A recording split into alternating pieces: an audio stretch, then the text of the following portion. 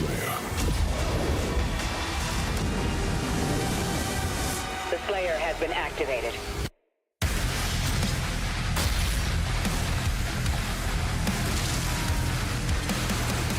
I can never rule as king, so long as you are the only one they fear.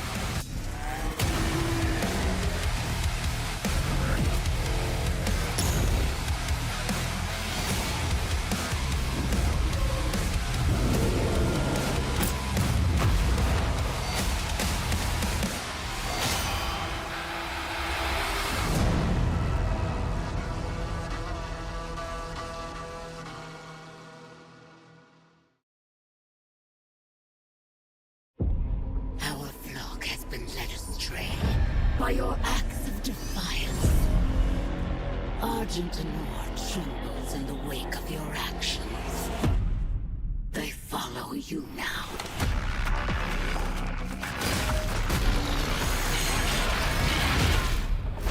The Council has chosen.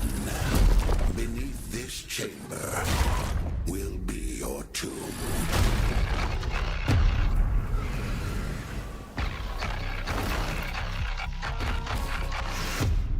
This place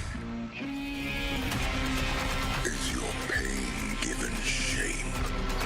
It holds many secrets. Only a cleansed soul may leave. I am not your enemy. I am your way out.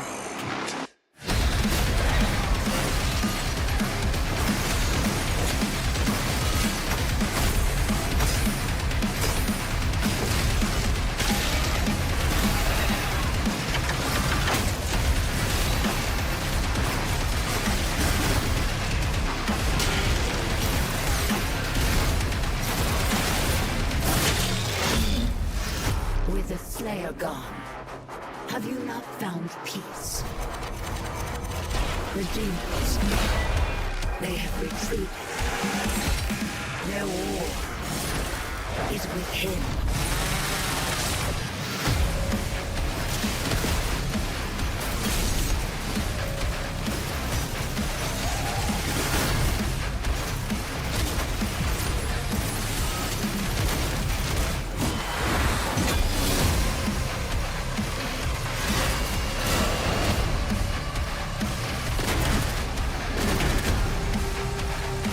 The Slayer is alive, and we're going to find him.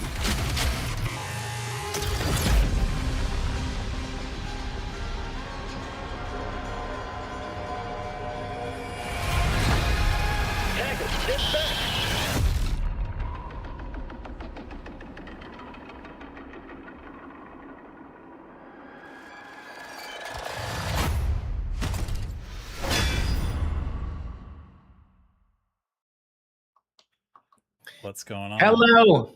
What's happening? How's it going? Good. How you doing, man? Pretty good.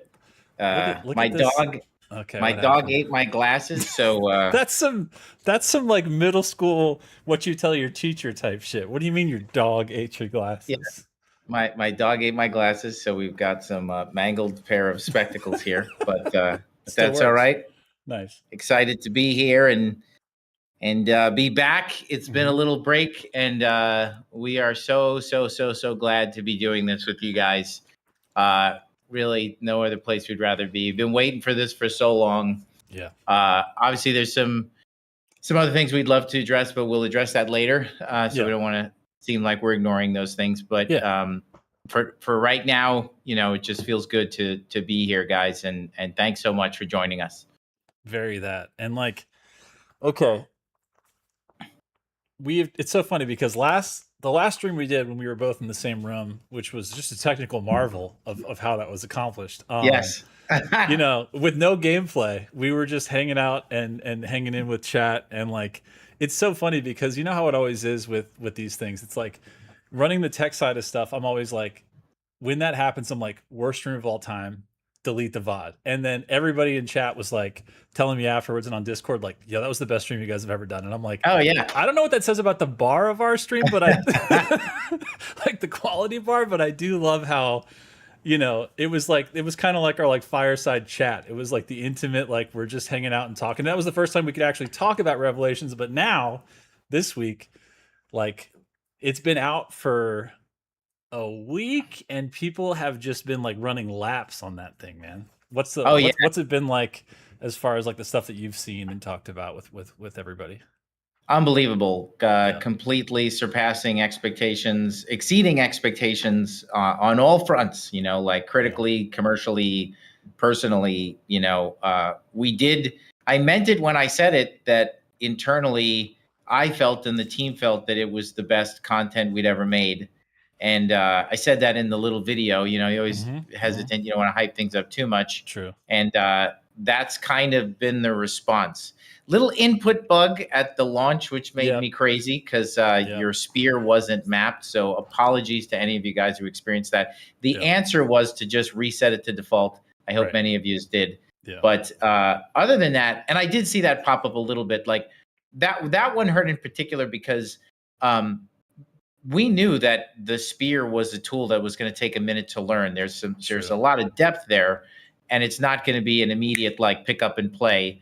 And then to have that little bug of like, oh yeah, by the way, this is going to be even harder because now we're just going to ask you about the controls.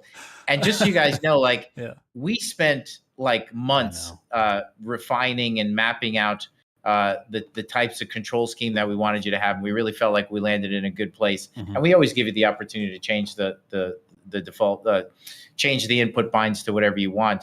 So it was just Tyler actually told me about that. I saw somebody online complain about it. Then I asked Tyler, I'm like, is that a thing? And but we were able to fix that right away. And it is, I don't want to jinx it too much, but as far as Metacritic score and OpenCritic, it's the highest OpenCritic we've ever gotten at the studio. It's a 90, you know. I don't want to say that. I got to knock on all kinds of wood. I know, same. I mean, I delete the screenshot, but like number 6 score of the year right now is just like that has been a personal goal of ours. To try to make you guys a 90 plus, 90 experience. It took us 13 years and Jesus Christ, couple hours. I think it's our 6th game because we got 2 DLCs and 3 games. So that's 6 games. That's real. And but we finally got there. God willing, it stays there. And it's been obviously bittersweet, but it's been amazing and very satisfying for the team. Everyone involved. We're really just super proud of it, and it's overwhelming, honestly. So I'm already hearing in chat they got bad news. It says 89 right now. See, it's like as soon as we say the number, somebody's like, "Go in there, wreck it." It's 89. It's 89 in PC. Oh, right. But it's the different platforms or the conglomerate score or whatever. Yeah. OpenCritic is everyone. Metacritic is PC. So the Metacritic currently, I haven't checked it in a minute. And when I say in a minute, I mean literally like in actually 5 minutes. 60 seconds or less. Yeah. But it's a PC, it's an 89. It was a 90 earlier. Come on, PC users. Xbox, it's a 91. Nice. PS5, it's a 90. Nice. So we're not done yet. I mean, there's and it was a 91 on PlayStation earlier today. So I wonder what dropped it down to a. Somebody's like, I played around with the new PSSR settings a little bit more. I'm gonna knock you down a point. And I'm like, come on, bro. Well, what always hurts about that stuff is a 4 out of 5 is an 80. I know. That's soul crushing. It's sad because there's so many of those. There'll be like really good reviews, and they're like 4 out of 5. I loved it, and then well, that's an 80, dude. So why don't you give us the math on that doesn't help us. Actually, it sounds really good.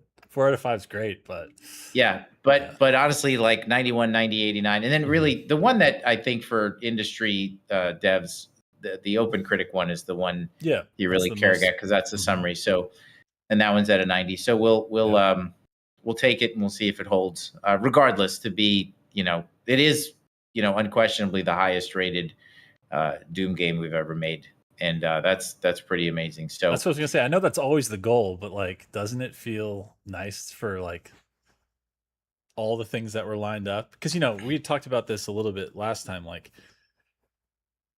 of course, the action, the combat, the cinematics, the gameplay experience, the skill expression, all that comes first. But also the attention to like detail in, Eternal, there was more lore in the codex. We didn't pull back in Dark Ages, but we did so much more outside in the cinematics instead We of the did. lore. But now we did both again. So again, this is like Yeah. the every single quality of life thing we've ever done, like jammed into one DLC experience. You know what I mean? But The codex was made just shorter, more concise for Yeah. Dark Ages, and the fans said, no, don't do that. So Yeah. because we took a lot of the story and put it into the cutscenes, so this Mhm. time we, to your point, we gave them both. Mhm. That went over well. We worked really hard on every aspect of all of that, Yeah. like from the gameplay, all the three pillars, like exploration, combat, exploration, and narrative. Yeah. We put a ton of work into all three of those, and they all blended together really well. So Mhm. I think that was really good. I do want to address some concerns you guys have. So like replayability of the levels. Looking into that, that was been an issue from the beginning. Obviously, we always want you to be able to do that, but because of the master levels and the way that they're kind of composed, the master path of each level, and it intertwines with the main path. It creates a lot of issues for the just being able to go back in and replay the levels and save Yeah. files and all these different things.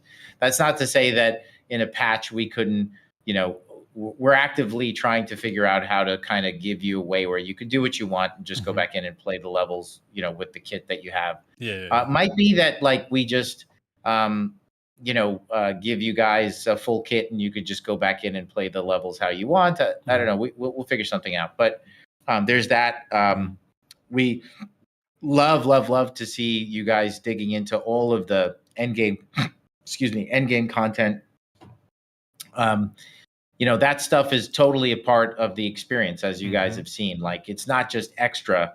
I'm glad you play the base game and you like it, but as you know, once you've defeated the last master arena and unlocked the Ripatorium content, that's really the whole experience. And then honestly, the Ripatorium stuff is amazing. Like, I think those of you that have unlocked it, you could, I'm sure you would agree, like some of those maps, the encounters, I mean, they're really, really good. So, I think given the response, we will work hard to find ways to patch anything that needs to be patched. I know Mayo had mentioned falter issues on the edge of Geo, working on that.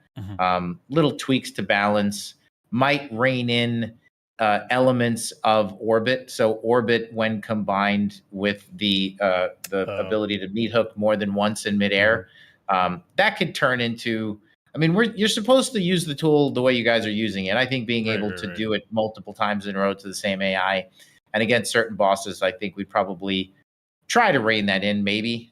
Something. A little bit. Yeah. I think doing it again and again and again to the vagary feels wrong. It's so funny how that guy really got the full role reversal. Like in the base campaign, it's stand and fight, and he is just such an area of denial for like the stuff that comes out of him. He's got that goddamn leg attack that just always, bumps you if you're too close. And now with Orbit and with the meat hook, it's just like, oh, this big target that's basically not able to move or track me because I'm just doing circles on him. It's like it's funny to see the roles reverse in him. But I get what you mean as far as like meat hooking in the air on the same enemy type of thing. But and an element of that is by design, makes you feel strong. You're using your tools, you're overcoming him. You worked really hard to be able to meat hook multiple times in a row. I just think similar to like Shield, leave Orbit as it is. It's just like overwhelming. Yeah, well, we don't have to change anything. We could. I'll work with members of the community to strike a balance there, and that's not to say that we have to do anything at all. I think people like Vidaz, who play the game a lot, a bunch of other people. I just want to chat with them and see, like, we could put it on a like diminishing, like a system where the amount of time that you can orbit diminishes if you are spamming it on a single the same character one or whatever. Right. Yeah, and then maybe against. That's it. Just just little things like that, or maybe say, hey, you can't orbit around the vagary for as long, like maybe or the tyrant, like maybe you could orbit. Right now, you can do 180 degrees. Maybe it's 120 degrees or something. But it is the tool that you guys are using it the way it's supposed to be used, and I'm not hearing anybody call it out where it's egregious. It's just trying to rein in a little bit of those those little things. But we'll talk about it. We'll take our time. And here's the thing, guys. We can put all that stuff on tunables, so we can try it out for a little bit. That part, I think. Well, also like, I hate to. It's too much. We have so many sliders in the game, and they're amazing. And we've won. We're still winning awards for accessibility options, but like something like that is interesting for something like the Orbit, because again, not to add on any new ideas, but it's funny. I'm even seeing people in chat saying I'm on console and like it's God tier, like it's necessary for how much stuff you have to deal with, and like the fact that now you have the two advantages once you do the upgrades of pulverizer and accelerator, or getting the boost out of it once you get the unlock for that, which is an optional thing that you'll probably do main path. And it's like on PC, it's with a million inputs and your whole keyboard and mouse in front of you. It's a lot. Like the max min is just so nutty all the time. I mean, we saw people's, it was like day 3 of the base game launch. They're at 150 speed. They're at like 300% damage to them, like 10% damage to demons or whatever. It was just like, and they were still making it look like like point and click, because it's just like they're so maxed out. But it has to work across the board too. To be clear, I think Orbit, if we did anything, we'd put it on a tunable. We love it. So you guys are right. It's great. It's God tier. We won't mess with it. I think that potentially we're just investigating if, again, certain AI like the vagary, we shouldn't say, there's a couple of ways to approach that. So like right now, the vagary, by design, we want you to orbit around him if you choose to use that tool. If that's something you like to use, you don't have to. He doesn't turn to face you, so he won't react to you getting behind him. We could, but he can actually, and he did throughout development. We it kind of defeats the purpose of Orbit if he's always like repositioning to face you. So we could have it so like the first time you orbit around him, he'll accept it, but the second time he might rotate to face you, and that would be on a cooldown. So just things like that to allow him to defend himself a little bit, like isolated instances where we could just make it catch anything that we feel like is getting a little wacky. But Orbit, I'm reading right now, Hato says Orbit with Ricochet is insane against flying enemies. I feel like that's earned. That's the whole thing. If your guys are melting AI with the abilities, we want you to. You design it that way. You're combining abilities. That's great. I don't think that there's anything wrong with that. I mean, there's footage of people taking out Doom Hunters in 3 seconds in Doom Eternal. That they've earned that. So I think it's just trying to work with the community, guys, not just one person, a bunch of people. Making I haven't saw potentially make an adjustment, keeping it on a tunable. If you guys, but see how it goes. But we don't, and we could also do nothing. So like that, that's fine too. Yeah, I was even seeing like our buddy Bloodshot, who helped us out a little bit in testing at some stage. Him and Blood Thunder. So shout outs to both of them. He had a video the other day because he's practicing a speed run, and he's even got like a no upgrade version, like a guide of like melting an arch file. And it's interesting because you watch it and you're like, that's a no upgraded version. That's not even with the intended like stagger one that comes with the upgraded stab for the spear. And I'm like, he melts them in like 10 seconds or less. And I'm like, again, there's so many. The whole point of the skill expression, and I think what was designed is there's so many options with combinations of weapons, timing, and then the different types of enemies you're up against. That I think we're still seeing like there's like 15 ways to melt, because I've seen like our buddy Perry, shout outs to our buddy Perry, video editor extraordinaire, who did the launch trailer and almost actually all of my social videos. He has a thing where he loves pincushion for Pain Elemental in particular. So, I mean, you already, I know you were already loving it for the Cacodemons and like Ripatorium when we were first doing like 2.0. And it's like, as soon as he spawns in, you pop him full of pincushion. He gets all of his different like lost souls around him. Boom. Breaks all of them. 2 of those. That's it. You know what I mean? So there's great methods just depending on strat, which I think is still developing like every day as players are getting more, And those strats are designed into the game on purpose. There's more counters in the DLC, and I think that the DLC is better for it. A good example of like a rebalance that we'd like to do is again on a tunable. But the burn down strats for the Archfile are fantastic. We want people to do that. What I don't like is that I think the stab strat of 3 stabs in a row is effective, but it's too effective in my Yep. opinion. Like right now, it's 3 stabs with some damage for some other tools, and you could stun lock and kill. So it Yep. gives you both the stun lock where you could actually keep them from teleporting for a little bit and create falter windows, but you also get damage on top of that, which is never.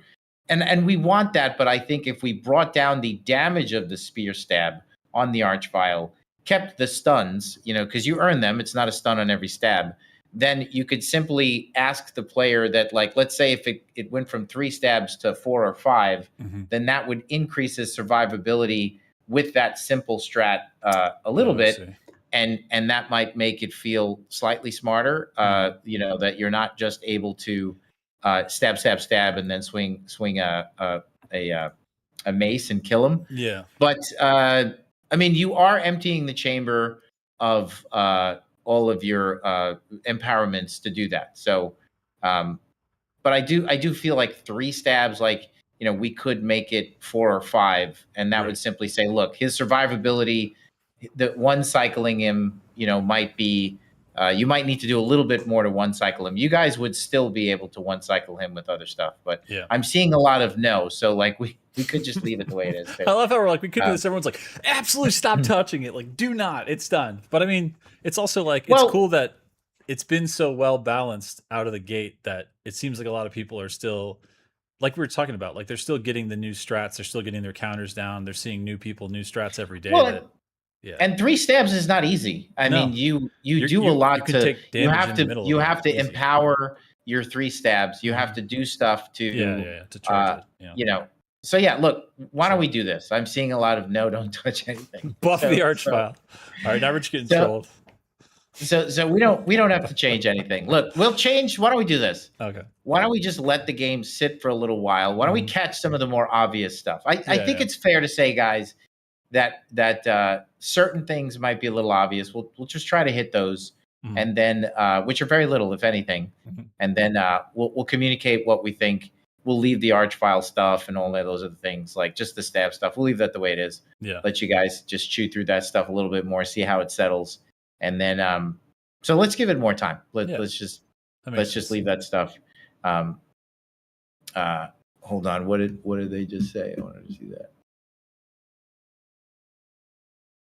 Chat's going fast on you. Yeah, you guys can just Tyler, Ancient Gods ones was more like we made it easier. I was thinking of making it a touch harder, but I think, look, you guys are all earning these strats, so and they're there. That's what we wanted. Like we made this the counters. We have counters in the game. You're using them. That's great. So overall, though, really, really happy.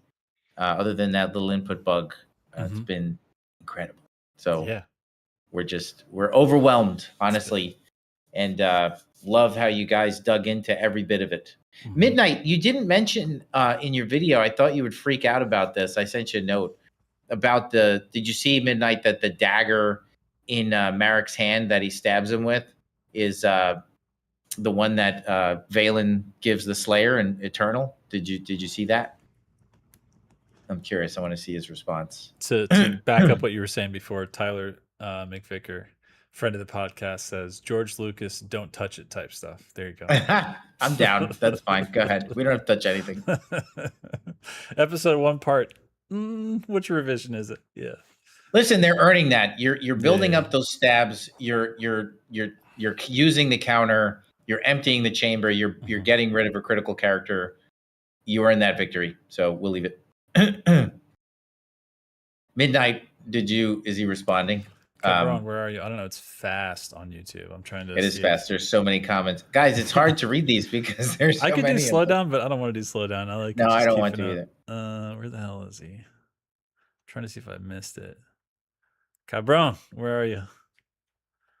I imagine he's just typing like a paragraph right now. He's just like, well, thank you for mentioning that about Valen. Yeah. And to be clear, if we did anything, I see. I see. Yeah. Well, so I saw somebody call out that they're like, getting empowerment's not really super hard, but it's all good. There he goes. Okay. Midnight just says, I forgot to record it. Okay, good. His Because response. but Midnight, did you know that? Did you like it? I thought you would really like that. I know thought how- of you, Midnight, when we put that in there. Yassi Valfer says Hugo, comma, I love you with a heart. And I just respect how good the grammar is with that comma. That is, Yes. it's good. Flynn Solo So says yeah, no, we it was need Midnight at QuakeCon. I agree. But Midnight, we're gonna get the visa together, but I think Midnight's got crazy trip planned at the same time. So not this year, but maybe next year. So Evol 260 says, Hugo, tell us why the Doom guy went to hunt Zalgaroth. Did the entity saw Emerson Tung's concept art of the Slayer with long hair and shirtless and laughed so hard the Slayer felt the disturbance and went ballistic? Maybe. Maybe. I like the long hair concept. We like it's all cool. the concepts. It's cool. Yeah, they're all really cool. Felt technically and maybe like brand wise, it was too far or something in like the I short worry period a little. of time of well, because he wasn't asleep for that long that his hair would get that long, and then I'm not sure if the one eye sort of long hair emo thing was gonna work for it. I don't know. Yeah. He's too much of a like earnest, like well, straightforward. I don't know. I like it though. I think it's really cool. I like both versions. All the guys with Hugo, long hair right now are just flipping their hair back. Going, yeah, they could never. Hugo, I have a question. I've been having a very long and heated debate with Icon of Simp and some of the other lore nerds. When you get the chance, could you clarify which members of the Order are which? Oh, that's not clarified in there. We'll. I don't think I could do that right now. We could just probably maybe I'll hop on one of their streams. By the way, I see that my face is all blotchy. I've gone back to jujitsu, so my whole face is red marked and mangled. You're earning it again, all over again. Yes, after the DLC, had a little chance. I've been getting back to exercise, and I'm like a mess. It's everything hurts right now. But Reaper guy says, "Hey guys, now that the Praetor suit is back, does that mean we'll finally get a collector's edition with the helmet?" That's what I'm saying, Reaper. God. It's funny because gotta do it. That the Praetor suit. I'll say this: I think the Dark Ages base game was my favorite armor and favorite helmet we've ever done, bar none. And then we made the Dark Ages version of the Praetor suit with those steel elements. Like as soon as you see him full ass. And he's got his legs that look like metallic with like the armor plating. It's so filthy the way that metal is worked into the Praetor suit, like raw silver metal. I'm just like, well, it's awesome. I don't just want the helmet. I want the whole damn thing. I don't know how we sell or manufacture the whole Praetor suit, but I want it bad. It's so sick looking. It is awesome. It is awesome. Momentary silence says part of why I love the Revelations so much is because the balance between your endgame kit from the base Dark Ages and the new stuff, you have to upgrade in Revelations. It makes it awesome replay. That worked really hard on that. Thank you for that. Team put a lot of effort into that. Just trying to make sure that you care about upgrading that stuff. Really simplified it. There was actually more progression in the game. A few months prior to the last quarter of development, and we made some pivots to try to really simplify things, streamline them, make it more. They were great ideas. Team never really comes up with bad ideas, but it just felt like it would feel better if we just tried to focus more on the spear. And just try to get centered here. So thanks for noticing that, and a big shout out to everyone involved at id for making that stuff possible. Oh, Dinosaur the Heretic, what's up, buddy? Oh, wait, shit. I just lost this thing. I wanted to read. There's a lot of it. Tyler, by the way, said Doom guy plays guitar, so long hair would work. I know, but I feel like he's in his James Hetfield era. He's got the close cut, not the Master of Puppets. He's in the new era. Shield doesn't recharge immediately after breaking. It works fine in the DLC. Okay, we'll look into that. The Wretch did a good job. He did do a good job on the armor. The dude is talented. He could do a lot with that hand. Did you guys read the part of how he lost his hand? That's what the six they punished him when they found the oracle that he had made. They took his hand away, so that's why he doesn't have a hand. But the ghost hand Um, works pretty good too. I gotta say, he's it making does. work. Yeah, He is making it work. yeah. So that's and that's just to go into some of his lore. I love your guys' response to him. Like really, really great stuff. He's yeah, he made that prison, Hmm. and he was he himself is a craftsman, you know. Hmm. So and then he got noticed by the Order of the Six, and he was summoned. And in hell, you don't really want to get summoned by the Order of the Six to do anything, Yeah. because it ain't going to end well. No. And then they made him build that prison, and ultimately he knew that he was going to get trapped in there, because it's not like they're going to want anybody to know how to escape. And the only person who would know how to escape this prison that that he would make for them would be the person who designed it. And so he kind of anticipated that, built the second oracle for himself. They took it from him. So in the scene when he pulls the Slayer over, and wait, you know what? I'm jumping ahead here, but anyway, you're going to see it on the stream. That's what piques his interest. He knows it's the Slayer. Yeah. But that he sees that he has the oracle, so then he sees that it's his chance to leave. Is it Tyler McVicker says, is it possible to allow users to skip the animations of the ghost hand popping out each time you use the upgrade station? I wanted to try to create no, it isn't, but it could be. But I thought that we could make like an Ultra Nightmare setting that would basically skip everything, so it'd make it as fast as possible. Yeah. Give us a minute on that, Tyler, and all you street Ultra Nightmare guys out there, because I don't disagree. And yeah, we'll see what we can do. Yeah. I am dying, Josh, to see who's going to pull off the Ultra Nightmare of the whole experience. Master Arenas, Zalgaroth. I mean, everything, who can do it? Who can do the Ultra Nightmare run of the DLC? That is going to be a sick challenge. Yeah. I mean, I'm seeing Draku already did it. He did it in 2 days. That's what he did the Ultra Nightmare. Jesus Christ! I know Trav Guy did.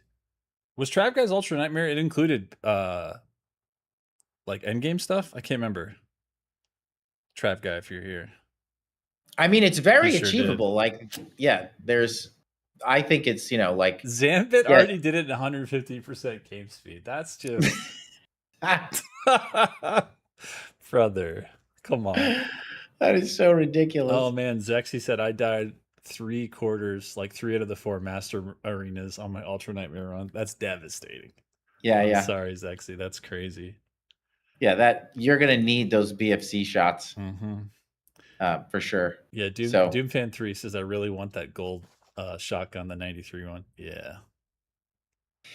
So there's I think that's gonna be amazing. I can't wait to see people try that. I think we're having Bloodshot. I think he's doing it live at QuakeCon this year for us. I can't remember what day it is. We're gonna get the schedule out soon, but he's on that's awesome. The docket for I don't know if it's Ultra Nightmare or Nightmare though, because there's no restarting if you mess that up live at QuakeCon. So I think he's doing Nightmare. I don't think it's Ultra Nightmare, but still. When we were building it, we had some like good players who were passionate about Dark Ages, and I wouldn't say that they were like black belts. They're gamers, but they're not like former Quake Pro League champions.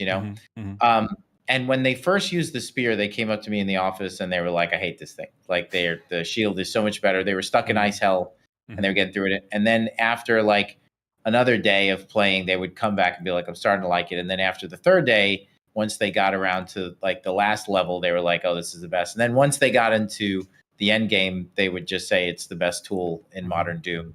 And I felt like that was it. It was like, okay, do I wish that people would get the spear right away? But I just kept telling everybody, just stick with it. Just stick with it. Because if you stick with it, like it's going to click for you. And when it does, you're really going to like it.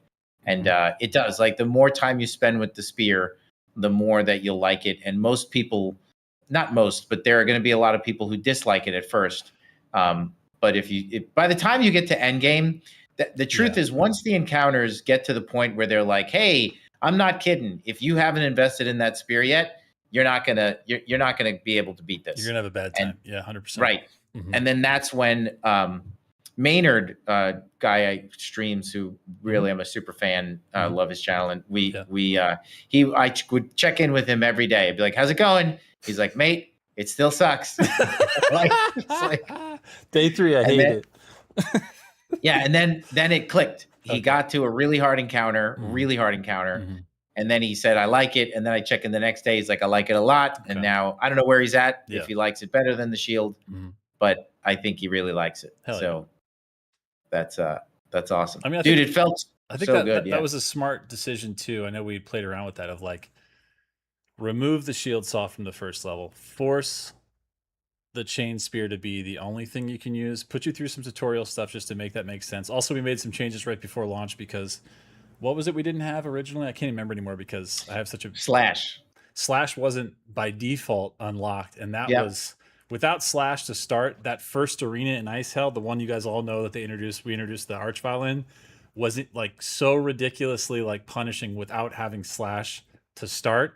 So all of a sudden we added Slash after a ton of testing, and we were like, oh, there we go. Like that's the base kit, and then you can do all the that made upgrades. It closer to the Shield. Yes, exactly. Because otherwise you were just like, okay, the dash is awesome.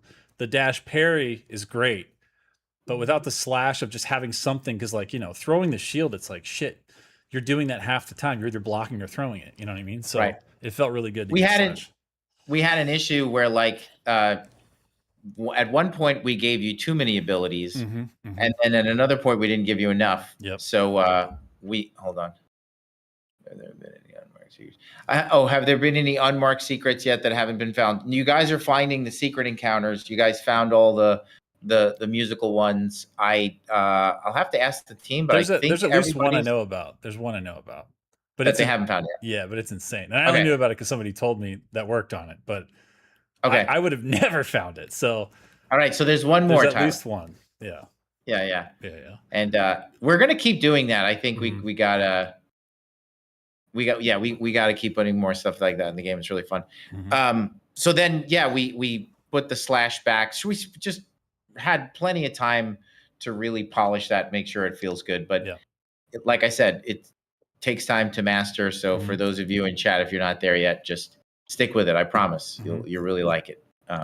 It's so good. You know that, Hugo, we'd already talked about like many times in the stream, our age, our kind of like return to the innocent times of physical media. And I think the interesting, news of PlayStation kind of announcing like it's Jover for physical stuff, and we're going back to digital, and then everyone's, I think there's like 500,000 signatures on the petition or whatever. It's funny because unrelated but tangential to all that, Barnes and Noble had a 50% off Criterion sale, which is just so like, we went to Barnes and Noble, you know what I mean? Like we visited Barnes and Noble and like it just cleaned house. Blue Velvet, baby. Yeah. So for the Lynch, those are the Videodrome. That's Videodrome awesome. And Crash, 2 of the Cronenbergs. La Haine, which is just like French royalty. I actually haven't seen this one yet, La Samurai, but I've heard amazing things. And I mean, it's always hard. Like Kojima has good taste, but he also watches a movie every day. So like, I don't know if they're all winners, but I mean, it's got a Criterion. So, and if you haven't ever seen this is such a sad movie, but it's so good. I think he won an Academy Award for it, for Drive My Car. Cool. It's really good. But dude, that's awesome. Yeah. Anyways, we went nuts, and I'm still thinking about like the 1 or 2 I didn't get, and I'm like, when does that sale end? But yeah, it's still an investment. Off topic, but it's good to see Barnes and Nobles make a comeback. Yeah. Real. They're starting to kind of they opened up a store near us, and there are actually people in it. That's awesome. Yeah, I love Barnes and Noble. So they lost their way for a second there, but it's cool to see that they're back. Well, it's weird because like I'm gonna super tangent for 2 seconds. You ready for it? You gonna follow me down this? This is gonna go. Yes. Woo. All right. Because I was talking to a buddy the other day, and we were talking about like now versus then, in just the, let's call it like the fandom. Let's just do music, for example, right? I mean, you could apply this to all the other things like games and everything else just as easily. But when your first kind of tastes were established, like around, like, let's say like around teenage or something, like the intentionality. By the way, we're calling it intentionality. There was no choice back then, right? Like you want that CD, you go to the shop to buy it, and then let's say you start getting into like whatever 9 Inch Nails, and then you're like, wait, there's more 9 Inch Nails albums, and wait, there's bootlegs, and wait, I got to drive to like Baltimore to some like Right. weird sketchy ass shop, and then you drive there, and then you get introduced to all these lunatics, and they become your friends, and then you're doing like skateboarding or some shit, and you're like, wait, this is so weird because these things that you like end up like this is your whole personality when you're in high school. Like it's your taste, right? Right. Like that's all you got. Like you're just trying to figure it out, go to class, do the right shit, whatever.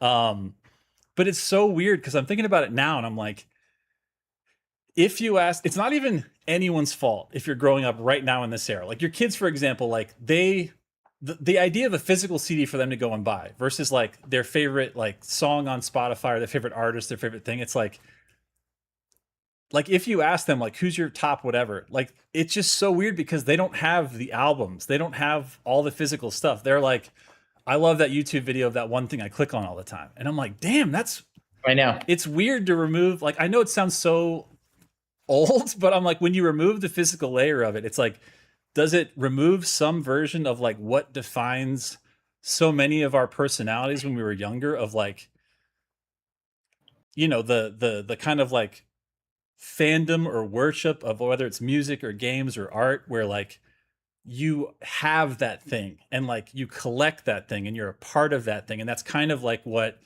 all the t-shirts you wear, all the concerts you go to, and then you meet other people that are fans of the thing, and it's like that's kind of your culture. You know what I mean? It is. I completely agree. It's hard. I would say the same could be said for comic book shops, like traveling 100% to like this weird ass place in New York City somewhere to go to this, like go down a staircase or up 4 flights, and on the 4th floor in Greenwich Village, is this fucking amazing comic book shop that's loaded with stuff. And then there's people there and you get to know the owner. So it's all that stuff is really awesome. Yeah. And it's look, things are changing, but I couldn't agree more, so many, but I think my son's room is covered in League of Legends stuff. Nice. He's really passionate about it in the same way. And his community is on Discord, like he's having similar experiences, where like, God knows he's got a lot of League of Legends merch. So I think like they're having that comic book record shop experience on Discord. Yeah. They're doing it inside of these virtual worlds, like, League of Legends and all that stuff. That's really good, and honestly, and like, it's not tying up the phone line like how we did when your parents are like, I swear to God, if you don't get off the phone, you're grounded. You're like, well, and there's a lot of people here right now. What do we got right now? I'm gonna check really quick. Numbers. We're doing the numbers game. Let's see. We got 412 on Twitch. Getting that ass beat on YouTube of 1762. 1,700 people right now on YouTube. Jesus Christ! Hold on a second. Oh my God, that puts pressure on us. We gotta. Oh, it does. Okay, shit. Yes. What's our 1,700 viewers content? I don't know. What do we got for that? Okay. We're still going to talk about Star Wars and pizza. Dumb shit. Yeah, exactly. No, but that, I was just going to say, there you go. There's 2,000 people plus hanging out in here right now. This is the comic book shop, right? From our youth. All of us sitting around chilling, talking about nerdy shit. And we know each other. Like, honestly, I'm seeing Danny Carvalho, Trav Guy, Midnight. Yeah. Oh, so many of these names, Icon of Simp. Like, I know all of you guys. We all do, so. True. It's great. We got a good thing going. It feels really good, and glad to see everybody showing up for the support, and just love that you guys love the experience. Feels good. Feels good to merge these elements back into Doom: The Dark Ages. But for those that play it, it's not just chucking Meat Hook into Dark Ages and calling it a day. Like the spear is a very unique tool, and yes, it takes a little of this and a little of that. But it very much comes together to be its own thing, which I think is why you guys like it so much. Because if it was just Eternal 2.0, you guys wouldn't necessarily, be as into it as you are, I think. Totally. I mean, speaking of Discord and the shout outs, I heard from shout outs to all of our Discord bonds, first of all. That's Lisa, Kavan, Kame, Bob, Paparico. I'm sure I'm missing like 3 or 4. Every Bridge Burner, everybody in there. She was telling me there's like been like at least 1,000 plus that have just joined our already huge family, which is just discord.gg/doom. So if you're not already there, get joined since Revelations. So it's just like, goddamn, it just keeps. And you know, I just saw Andrew in chat a minute ago, Hulschult. First of all, shout outs to Andrew. We love Andrew, and he's going to be at QuakeCon. So make sure you get bring your Dusk, bring your Iron Lung, bring everything for Andrew to sign. He's a sweetheart. He will do it. Sorry, Andrew. He's like, he's like the line just got longer.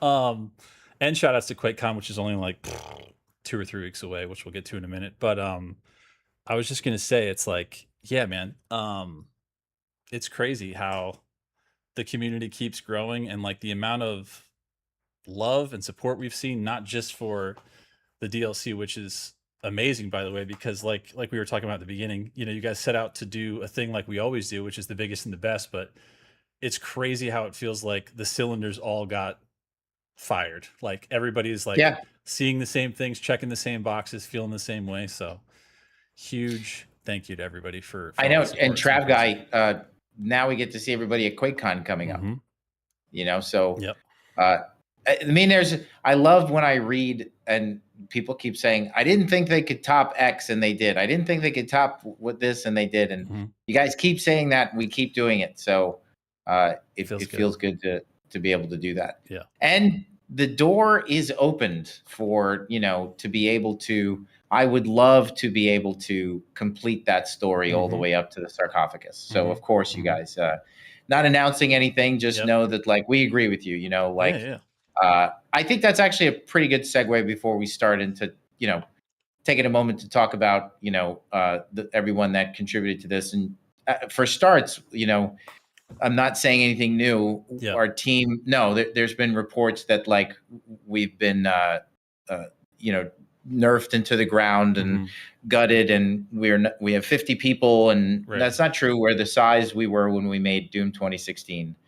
And id Tech is very much alive and well. You have to understand, we have id Tech engineers both in Frankfurt and you know, at Machine Games. We collaborate quite a bit. So you know, the id Tech is there, the Doom team is here, and we're excited to work on, to share with you guys more of what we're working on in the future when it is appropriate and approved.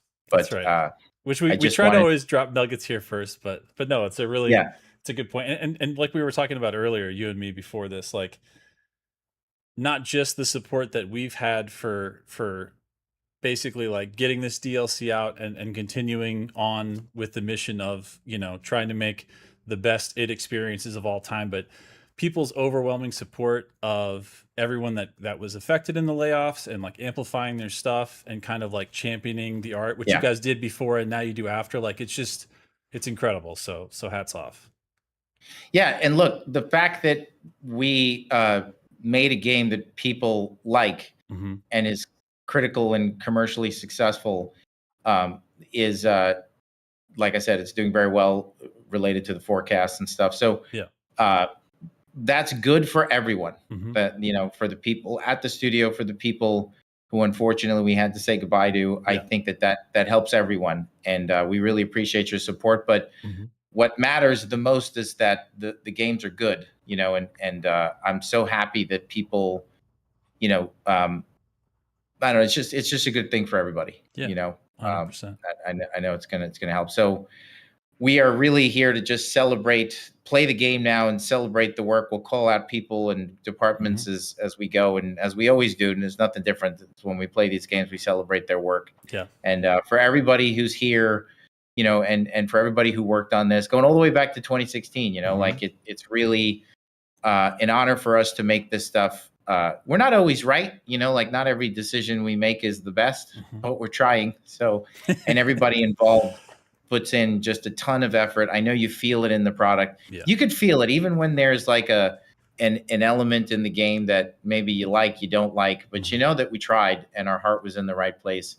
We had an incredible team. There are no, bad devs that did. Everybody contributes. Everybody does great work. So if you see their name out there on LinkedIn, give them a like and show them your support. We thank you for yours. And it's awesome. I think to be able to play this, showcase everyone's work here. And I know that everyone involved, affected by what's been going on, really, really appreciates your support, moved by it, for sure. It's really good. It means a lot to us. So, and it really means a lot to them. I know it does. So I think the best thing I could do is play the crap out of this game, try not to make it look too bad. And let's just really just take this as an opportunity to celebrate their work. Yeah. That's what the whole team's work. Yeah. That's what I like to do. So should we launch this mofo and get into some DLC? Let's do it. All right, here we go. So and I'll just talk a little bit about the making of it as we play it. Yeah. DLC Revelations, new slot, Ultra Nut. No. Oh God, gonna be a very repetitive stream. Yes. I haven't actually played this in a minute for like in a little minute, about 2-3 weeks. All right, previously on Doom the Dark Ages. How cool is it to be able to do the previously on? It's like, what are we doing? And I you, love it. young Sentinel, your father tells me great things about Love you. the show. Thank you, sir.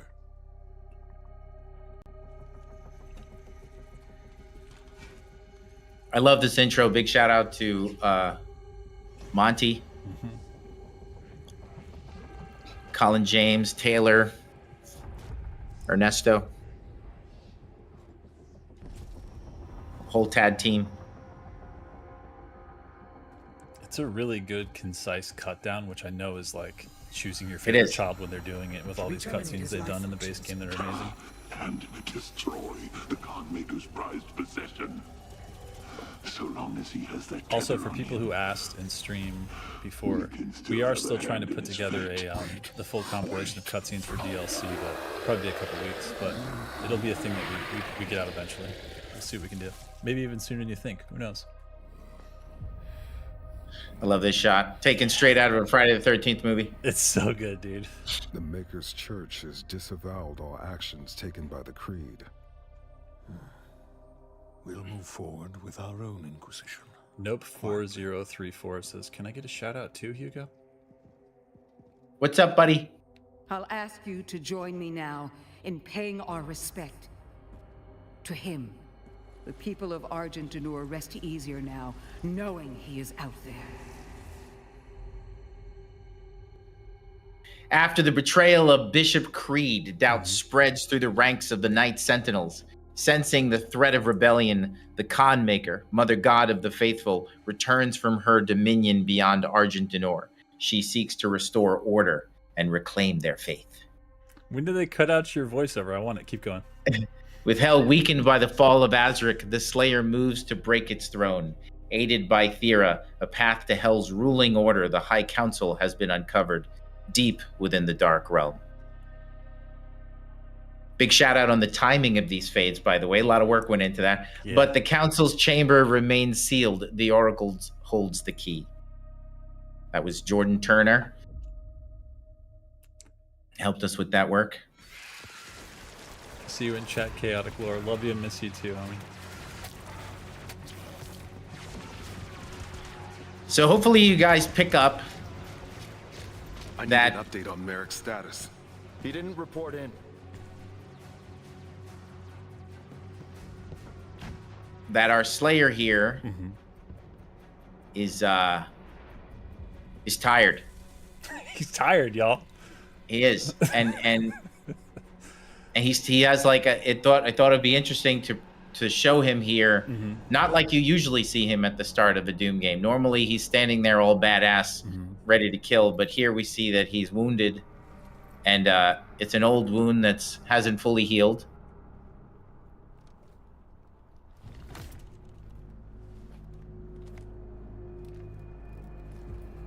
I'd hope that you picked up.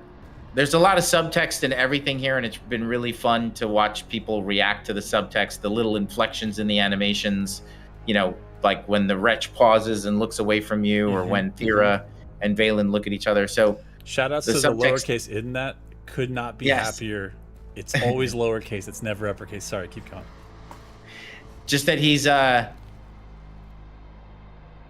burdened. Yeah.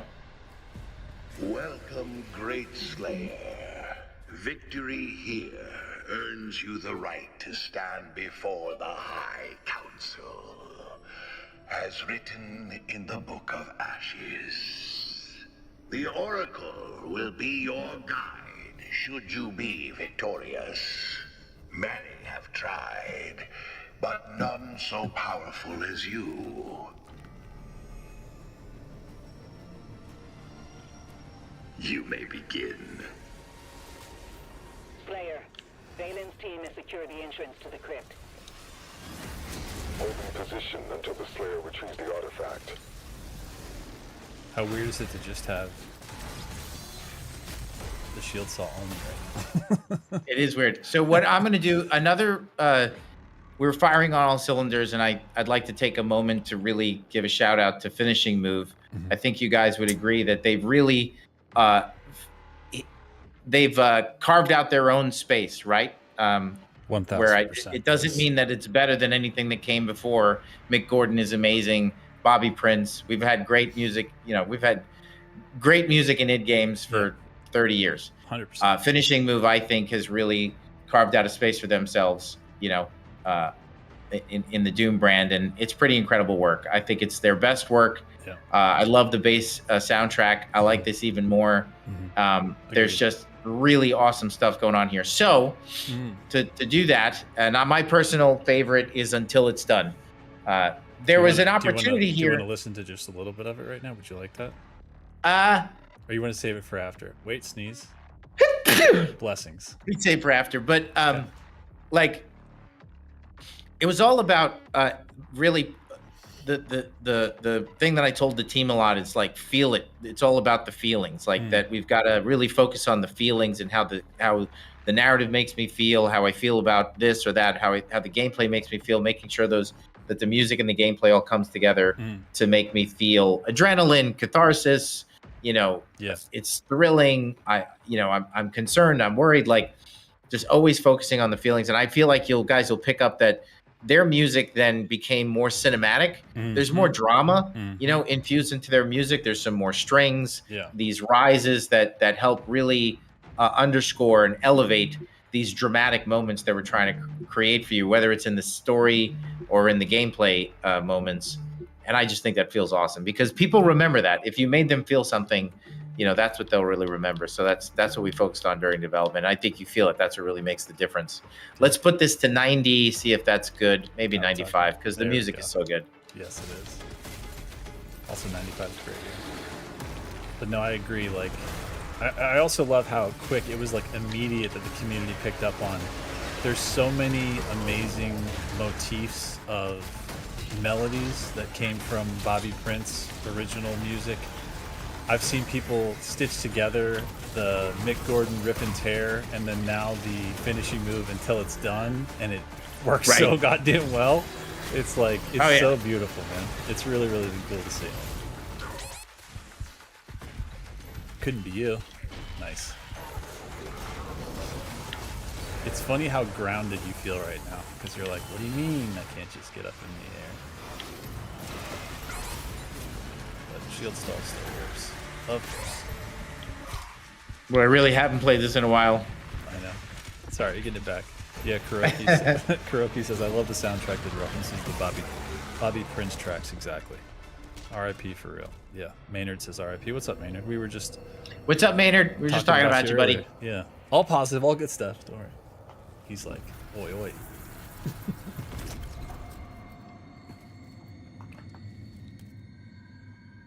I also love, this is such a new idea too, not just the end game of DLC, but you guys kind of do a cinematic that leads into gameplay that leads back to cinematic in a quicker way. It's so cool. I love that idea. No longer send you support on your missions. Because of the recent uprising, all military actions will need the Khan's personal authorization. Know the people are brave and continue to fight because of you. You alone give them hope.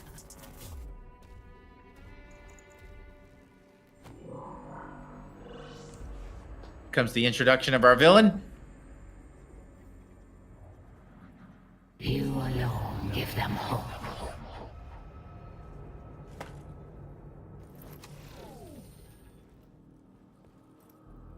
I watch from a forgotten throne as all glory goes to the untethered Slayer. Our flock has been led astray by your acts of defiance and that foul creed's weakness.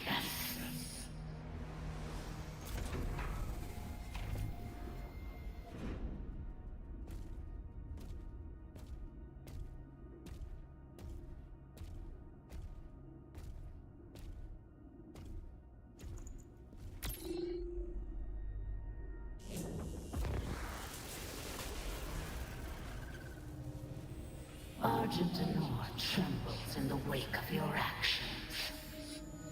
Welcome, Khan Maker. Cities fracture, faith dissolves. They follow you now. Tell me, Slayer, do you intend to rule what you have unmade? Or will you leave them to starve in the absence of order? The Sentinels must choose to stand with us again, and they need a symbol. A sentinel of noble blood. A warrior your people will recognize. Marek, son of Valen, has pledged his loyalty to us. Together, you will strike down the Order of the Six. Together, you will remind Argent Denor where their strength truly lies. You fight for them, do you not? Then give them something to believe in. Or is unity beneath you?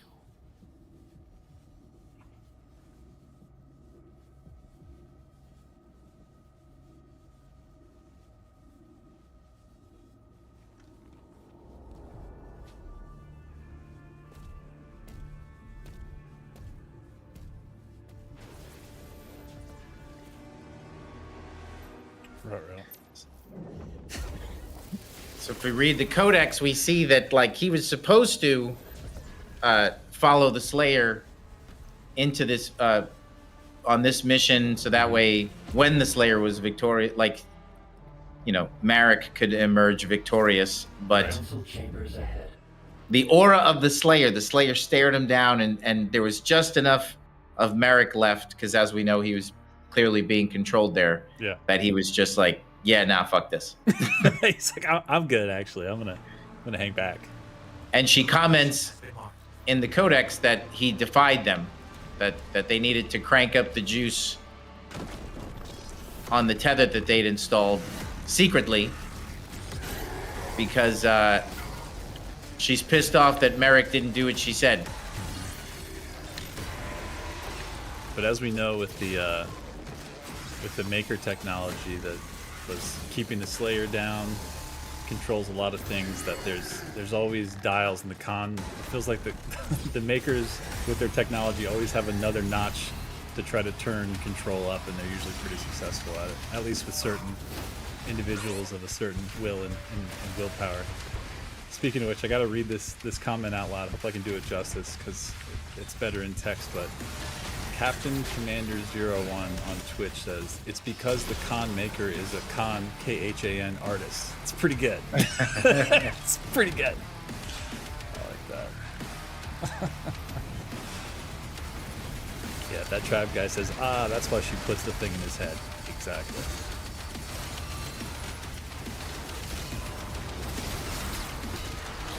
Because Marek, as you know and we'll see, is as resilient as any human can be, but the Slayer is a little bit more than. I'm gonna lower this just a touch so I can hear you more. Okay. Make sure that chat can hear it okay. Yep. That okay for you guys? Seeing positivity so far. Froggy Socks on Twitch says, "Can I also give a massive great job on the updated Gore? It's so well done." I could not agree more. The Gore, yeah, we polished it, which is crazy because base game was the best Gore we've ever done, I think, bar none. Yeah, but somehow it got right. better. All right, Codex 9. By the way, big shout out to Ryan and his whole environment art team. I thought they did an amazing job. So obviously the concept team did just incredible work. Colin, Ethan, everyone involved, really just a great job there. The way that the levels look this time around, I mean, the bar just keeps getting raised by that department. And then a big shout out to the tech team that helps us make, all these incredibly huge spaces, long lines of sight, more AI on the screen than you've ever seen before. That takes the whole team to pull that stuff off. And they did really incredible work. This is an example of the team firing in all cylinders. To be able to make this kind of content is just incredible. And then sound design, my God, like the sound design of the whole thing is just so good. So, and the animation, could say that about every second of this game. So let's read the codex. Yes. Okay, ballistic force, bow. I think we just got we got all these new sections now. So Conmaker's got a new one. So this is actually a callback to Eternal. So we're learning about makers for new players. They don't know what makers are, so we just wanted to go back into like who they are and how they function. Every 10,000 years, the collective maker consciousness known as the Singularity births a Khan maker, a supreme being destiny bound to lead all of Urdak until the next Khan is born. The Singularity, which contains the conscious soul data for every maker that has ever lived and died, processes and refines this data as a means of selective evolution. As hierarch of the conscious neural matrix to which each maker is interconnected, it is physically impossible for a maker to refuse the collective order of shared consciousness and disobey a Khan. The system has functioned without error since the creation of Urdak until now. With the disappearance of the father, the makers are incapable of creating a successor to the Khan lineage, allowing the existing Khan to hold her claim to the throne indefinitely. So there is a problem, and these things are worked really hard to try to get these things to all feel really connected. We have a letter from Marek. So for those of you that are reading these, please scroll down all the way. Use the left button because there's a lot in there. So hopefully no one missed the exchanges. Father, so he didn't remember. He said, "Where is Marek?" So he said, there is no, and we thought it was a really interesting approach here to be able to, like, it almost felt like you were reading a diary, that you could, what better way to understand the inner conflict going on with these characters, their wants, their needs, their concerns, their fears, than reading like what in some cases is a very personal note to, in this case, his dad, or some of the stuff with Thera's like kind of like a diary entry that she didn't think anybody would read. And then that would give you a way to just really come to understand these characters and their motivations a little bit more. So in a more intimate way rather than just the like kind of third person disembodied. So, right? So you could feel something for them 100%. Yeah. So there is no excuse for my failure to report, yet I cannot explain how it came to pass. All right. I have to take out my, whatever the hell you call these, because it's making it hard to talk. Look, Hugo's still on a dental journey, as we all are. And the older you get, you're gonna find out. You're like, that's right. What does the dentist want me to do? What do I have to wear? How long do I have to do that? So, as you hear all the cool ASMR, that's just part of the lore now. All right. Yes. Was that like all like? It was. It sounded like Jeff could have recorded that, and we could put it in like a little additional demon sound or something. It'd be good. That was me taking out. That was me taking out my my Invisalign. Sorry. Oh yeah, I leaned right to the mic. There you go. Yeah, you did.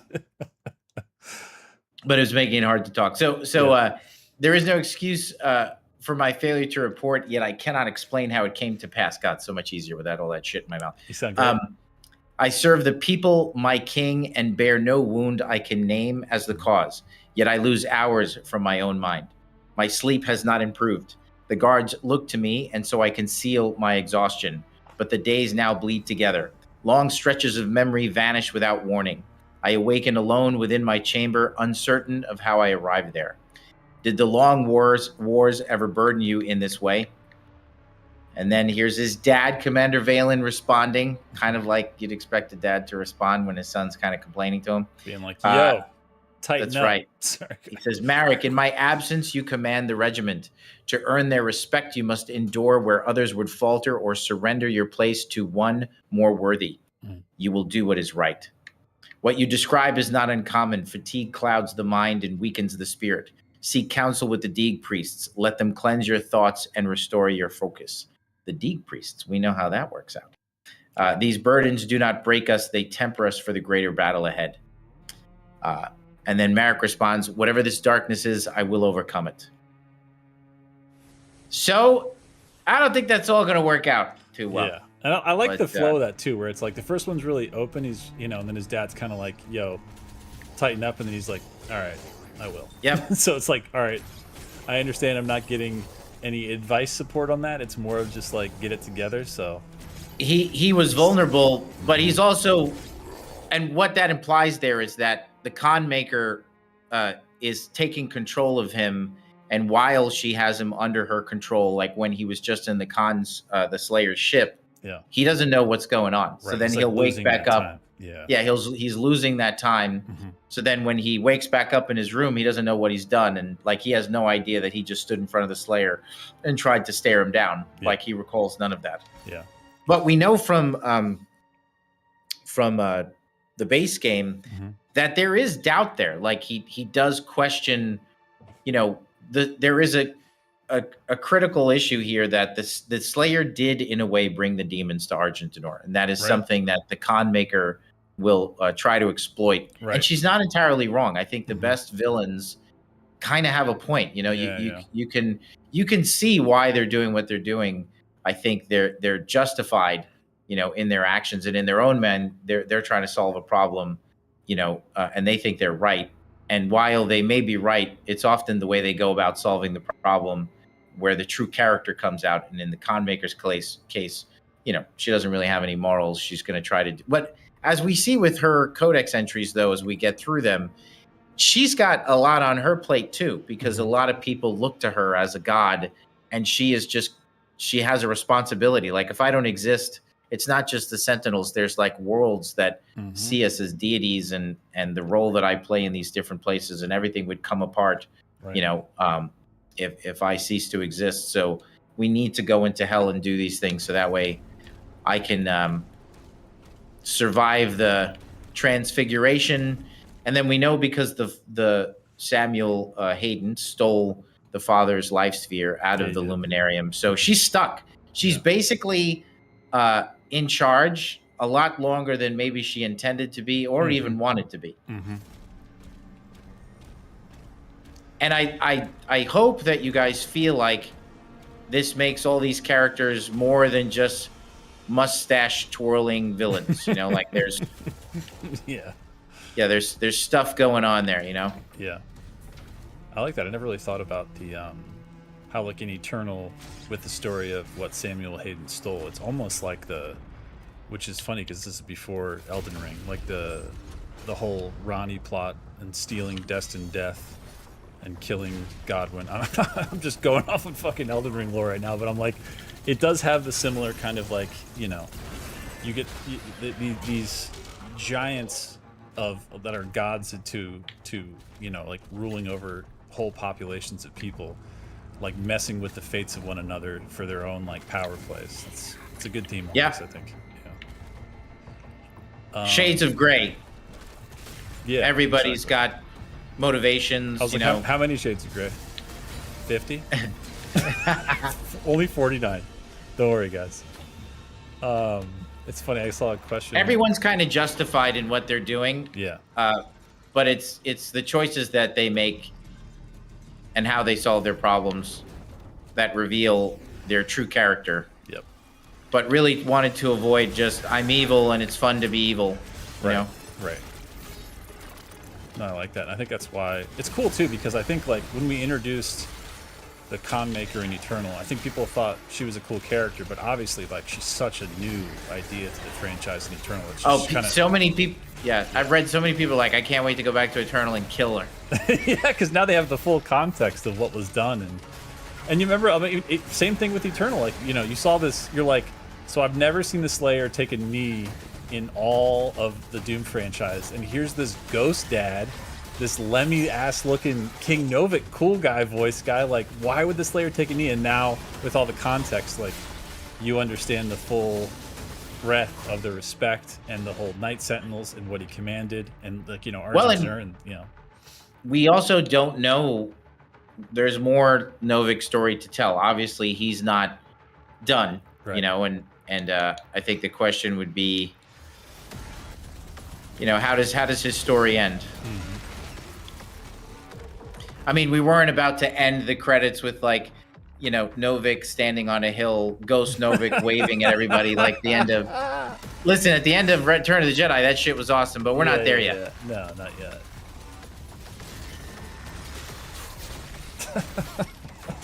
No, I can't get that out of my head, though. That's pretty good.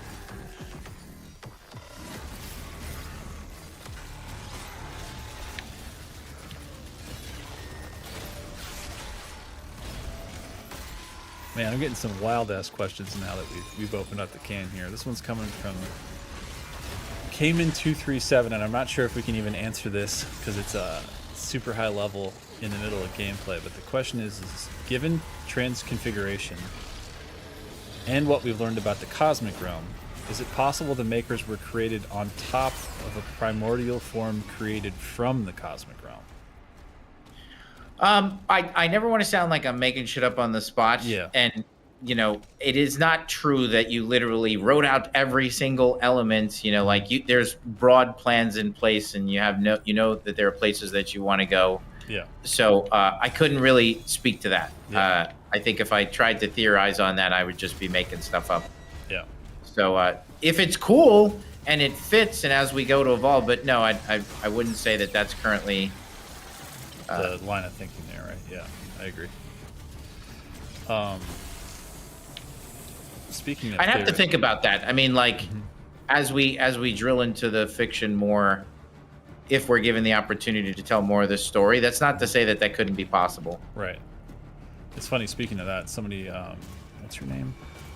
OJ Bay says, how does Thera's story end? I think that's kind of open the same way that her father's is, right? Yeah. Yeah. You know, similar, like, Yeah. there are ideas, but we have to see, given the opportunity to flesh it out, see where it goes.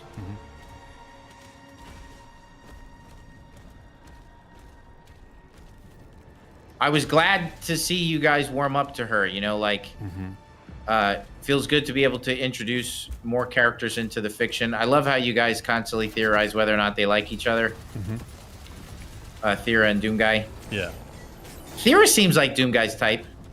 Yeah. Super commanding, doesn't ever say anything without it needing to be said. Very stoic. Yeah.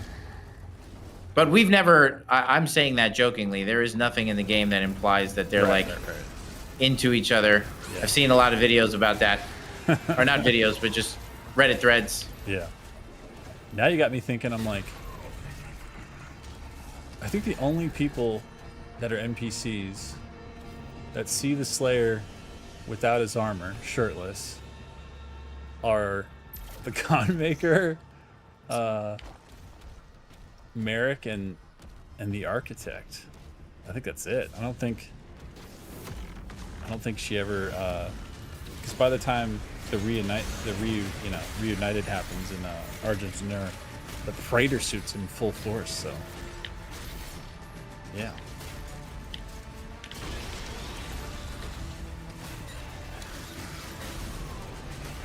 Yeah, because somebody, what's your name? Brady Licios says, any chance for a future love story? I don't know about that. Yeah.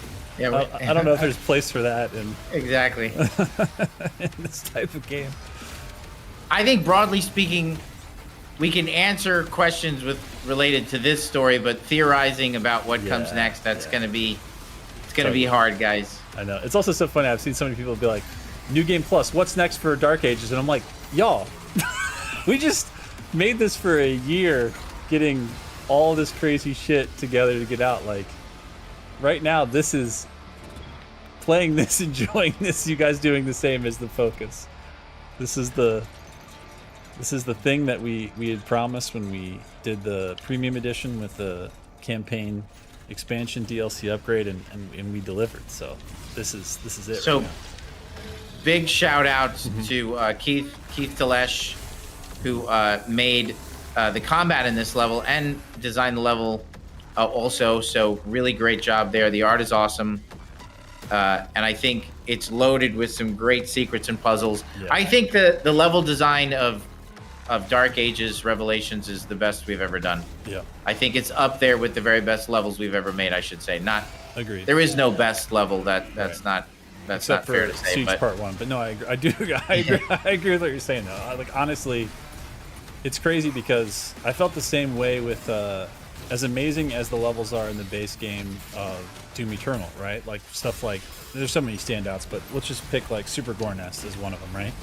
But then we got to UAC Atlantica, we got to Blood Swamps in the DLCs, and you're like, these couldn't have happened without the Super Gore Nest and all of the levels that made the base game possible, where we were already 100% maxing out capability of what we've ever done in a Doom game, what could ever be done in this, you know? I don't think it's better than Mars Core or Super Gore Nest or, you know, Art Complex. I just think it definitely takes its place alongside those great levels. Agreed.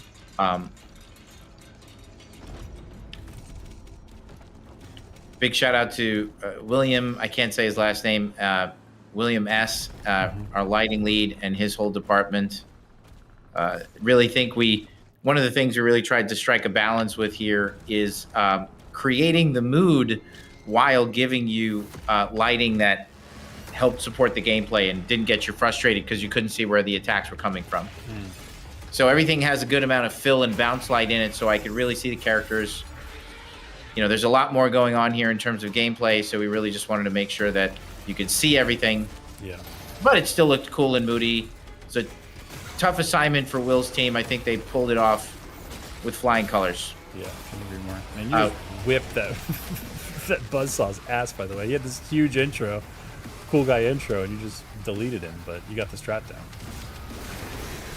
I'm also really proud of the character modelers and all the work that they did, you know, crafting that Buzzsaw, all these amazing characters that you're seeing here. Yeah. How about big shout out to the design team for all the great work on rebalancing some of the tools here. One thing I really love is that we did a lot to rebalance this stuff, and you guys are down. Yeah. Like, I think everybody's been very pleased with the rebalance. Like, we did work on the mace. We made the flail better, a better, more effective tool. Like the flail is giving you back a ton more armor, so it's really much more viable than it's ever been in the encounters. So I'm really happy to see that people seem to like that. Yeah. Didn't we even touch power gauntlets? I thought we touched like every melee almost, didn't we? It's crazy. But to your point, like it was in such a good place before, but it needed to change with this, right? Heaven Splitter got a major rebalance, and again, no one's complaining. Yeah. Now that I say that, I'm sure people will be like, "Oh yeah, no." Oh, actually, Jesus the Heaven Christ. Splitter. I'm glad you said that. No. Yeah. But yeah, we did. We put a lot of time and effort into that. People like Marcus, Rothling, and James Duggan, all those guys, really great job working on all those things. Yeah. And all the gameplay programmers, I thought they did an awesome job. Speaking of which, Under the Mayo, friend of the podcast, has a question. It says, does Hugo see enemy faltering being a central thing in all of his focused combat work? Yeah, kinda. It definitely. I would say this, just an in important. Your future combat work. Yeah, I do. I think it's a strong and important ingredient to a good action game, and especially an action game that wants to give you something to master, that wants to make things matter. Yeah. I think faltering is a part of it for sure.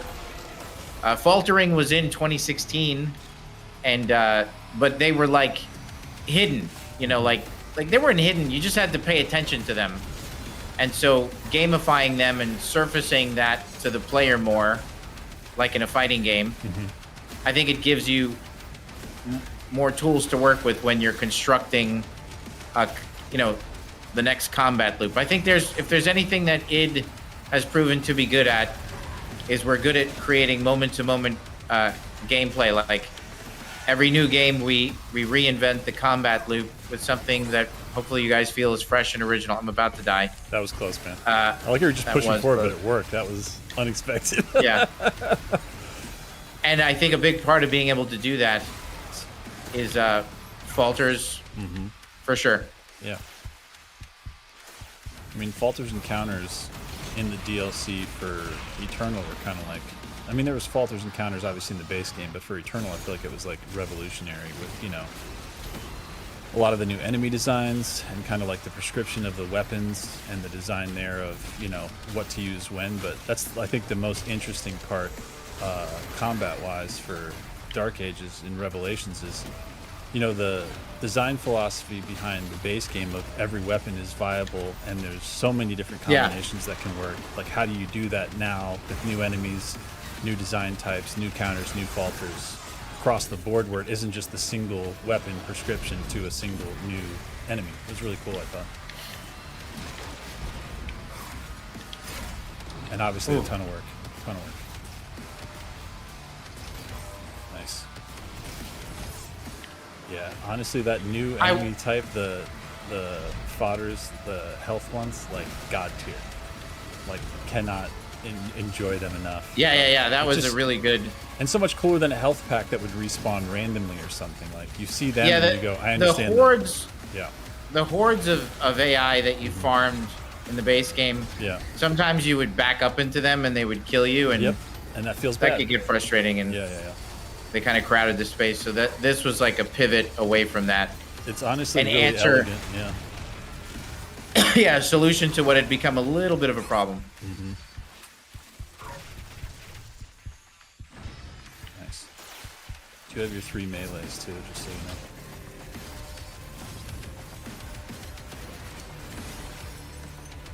Just wait, Gregory. Just wait until you get that chain spear. Your number's coming, brother. All right, nice work. The story with falters was in Eternal, basically. I mean, the falters in a lot of games. The making the AI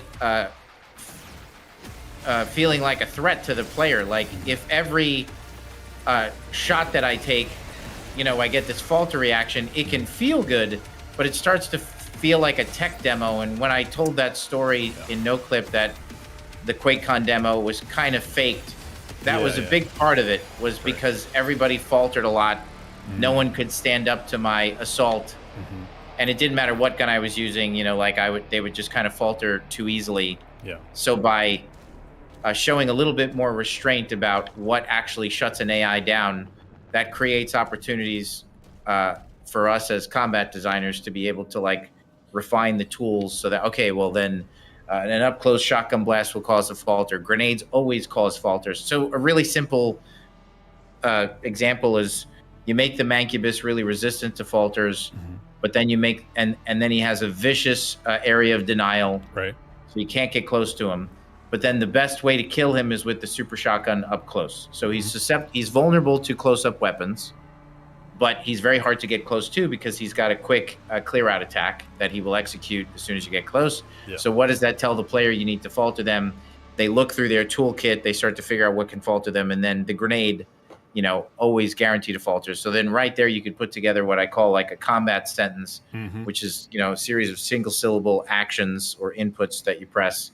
Each one performs an action, and I string those together in combination to create combos, basically like combat sentences. So I might open with grenade, dash in, shotgun blast, you know, melee strike, dead demon. And that was all started. That sentence began with the grenade. Yeah. And making it logical to the player, where the feedback on the weapons, which is the sound design, the animation, the gore, the effect, makes you download that in your head, where you're starting to even put those sentences together without the game needing to tell you that that's what you should do in these scenarios, right? Yep, totally. Zarathul, let's go through the order of the six here. Zarathul, the Old Father, Judge of Dawn, first of the six. He who demands fealty, he who denies freedom. It is through his shattered voice that new eras are proclaimed and dynasties ordained. His favor is brought by the snap of the leash, freely offered and placed within his grasp. Seek his temple in the halls of torment, where the bent knees of fallen kings are nailed down in dirt before his glory. That's pretty good. Karnath, the armorer, judge of mourning, second of the six. He who demands war, he who denies peace. It is through his mighty hammer that the armies of hell are weaponed and gilded against all foes. His favor is brought by the searing brand, burned into flesh to declare him Lord and Master. Seek his temple in the sundered mountain, where warmongers and despots drive the slaver's whip in service to uncounted furnace pits. Here's an interrupt you for 1 second, because Soap to Go has a very important lore question that apparently they've been debating this whole time, which is, Hugo, can you tell us which one is East Cathar? I'm saying it wrong. I'd have to go through. I can't do that right now. No, you're like, not right now. I'm reading lore. Please come back later. No, honestly, I'm going to screw it up. No, I got you. Yeah, it's not that I'm not aware of which one is which. It's in a folder, and you sign off on it, and then you put it away, and you go, great, that's something I don't have to think about anymore. We did that next. Yeah, totally. Yeah, we'll get that for you guys. Gazrith, the treacherous, judge of noon, third of the six. He who demands tithe, he who denies piety. I'm not saying that right, piety. How do you say that word? I'm such a piety. Yeah, you got yes.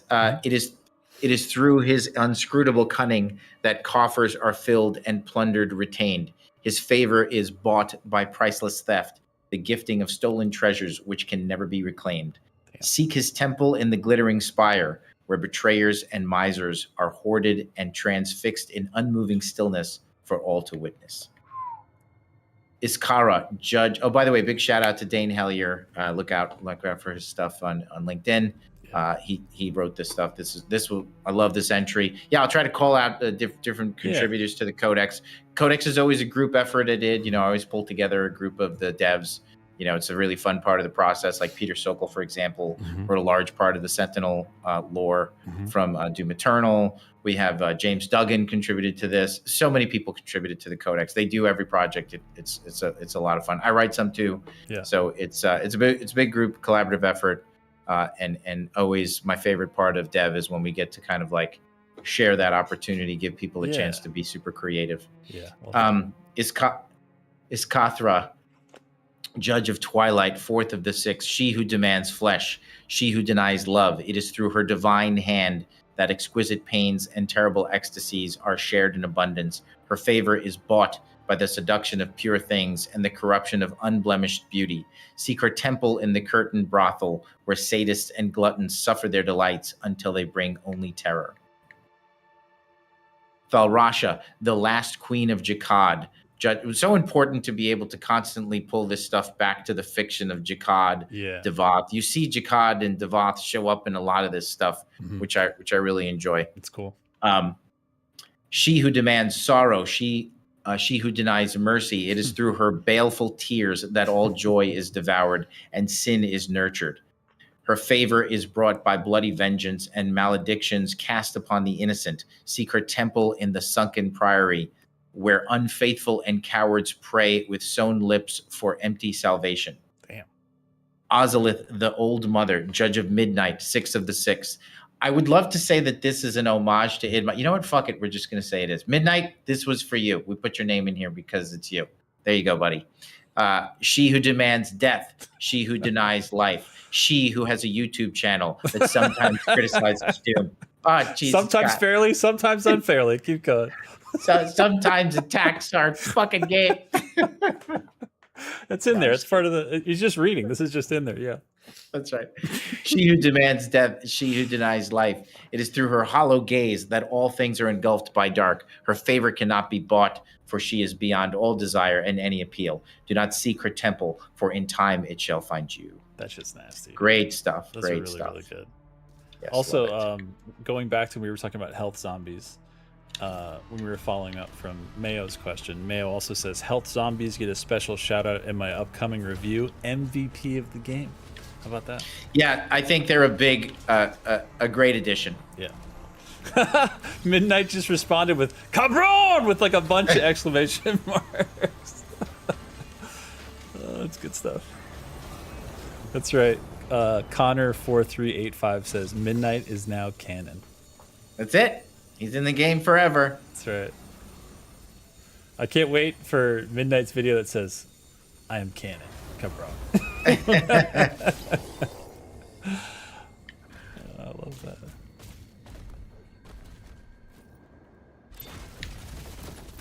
Froggy Socks, yeah. We maybe between now and next stream we'll see if we can get a guide on which High Council demon is which. But I'm curious for all you guys that were super deep into. We'll do a post.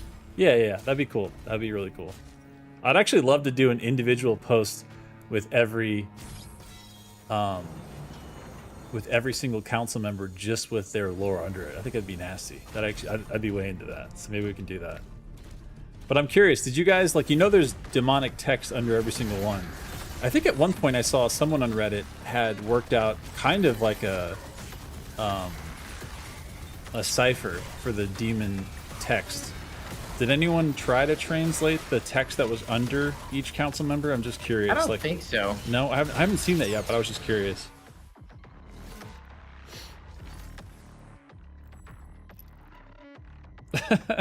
Off topic, I like this. Raffo Zen says, Hugo, did you watch the World Cup? I don't. And my father's Argentinian, or was. Oh, damn. So, like, still is. That's, well, I know. He's gone now. But yeah, I should, right? I mean, like, there was you only got one more to world... watch, and Argentina's in it, so. I know. I feel like I'm just going to do it. Yeah, do it. Hell yeah. Yeah.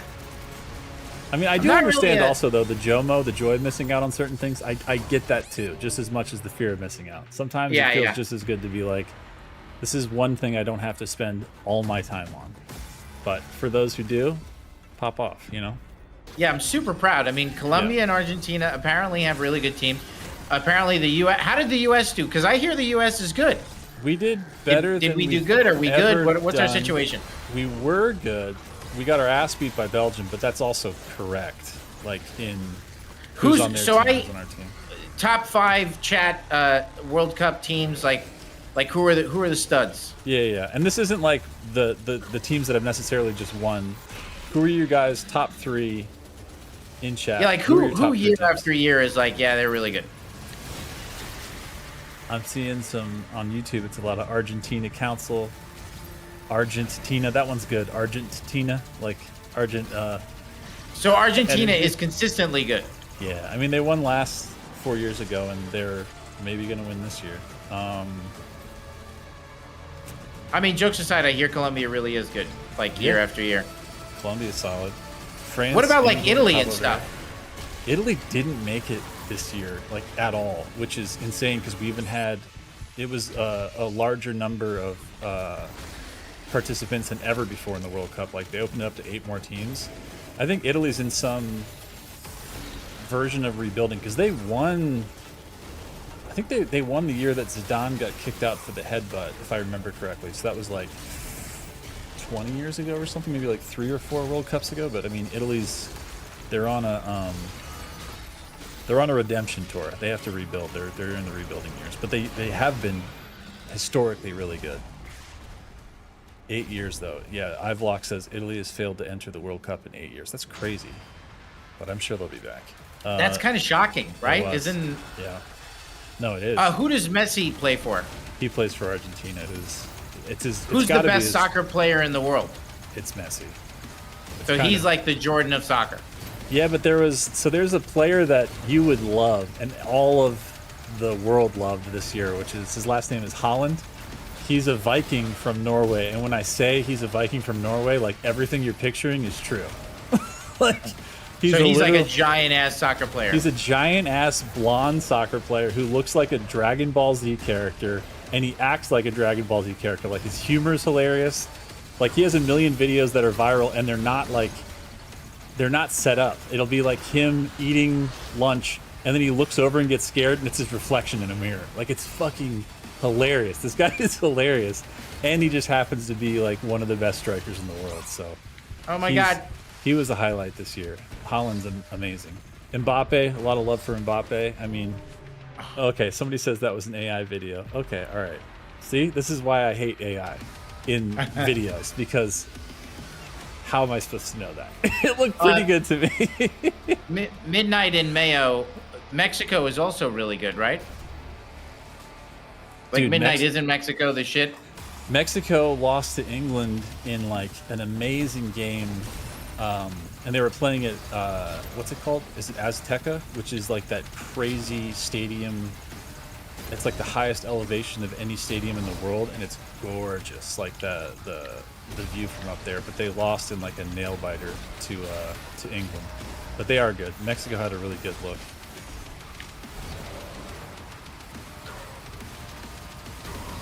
Okay, I'm seeing even people saying I'm a Madrid fan and I love Mbappe. Yeah, that's fair. That's fair. Mbappe is a classic. He's one of the best strikers of all time. He's on France, but they got beat.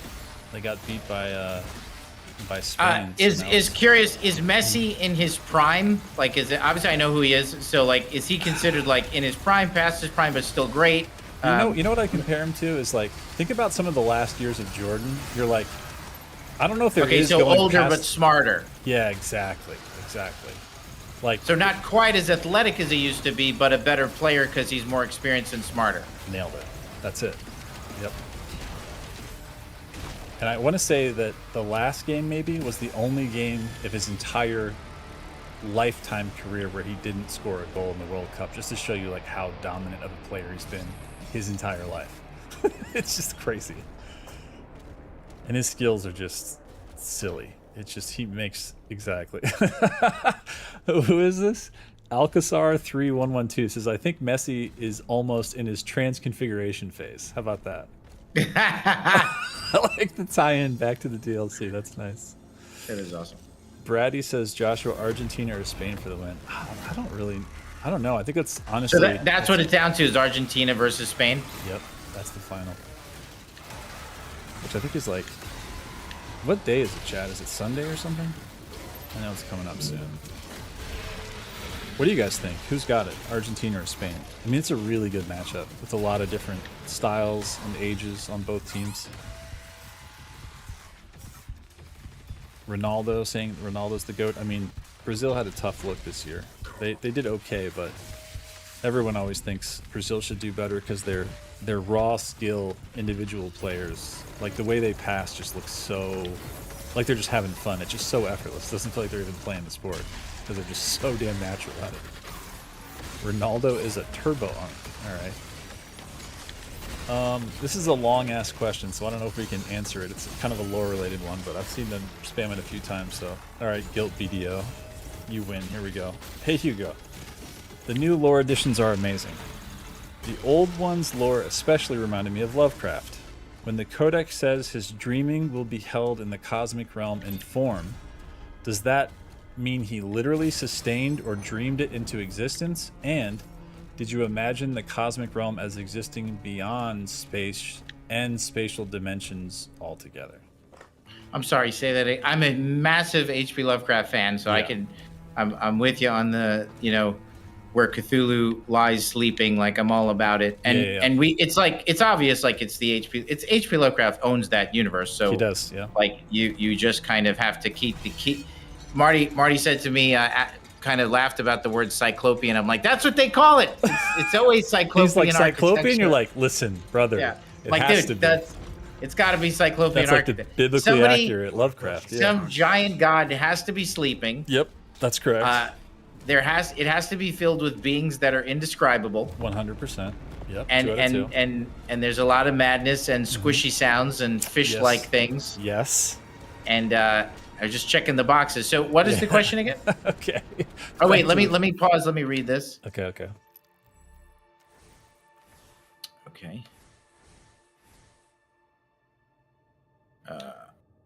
We already did that one. We did that one. That was the first one. This council chamber, right? Is it that? Or am I making that up? Did we already do that? Where was it?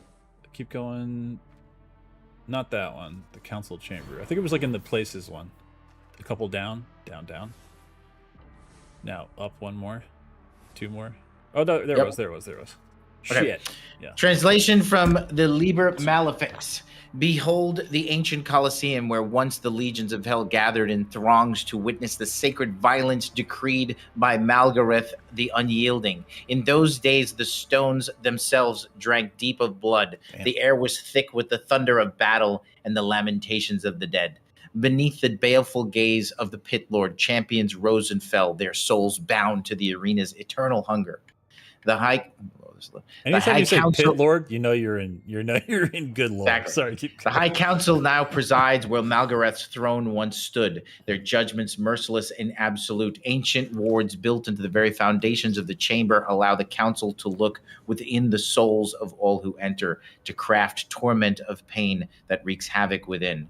Only one devoid of sin or doubt could hope to enter the chambers without being crushed by the weight of their trespass. That shit is mega important.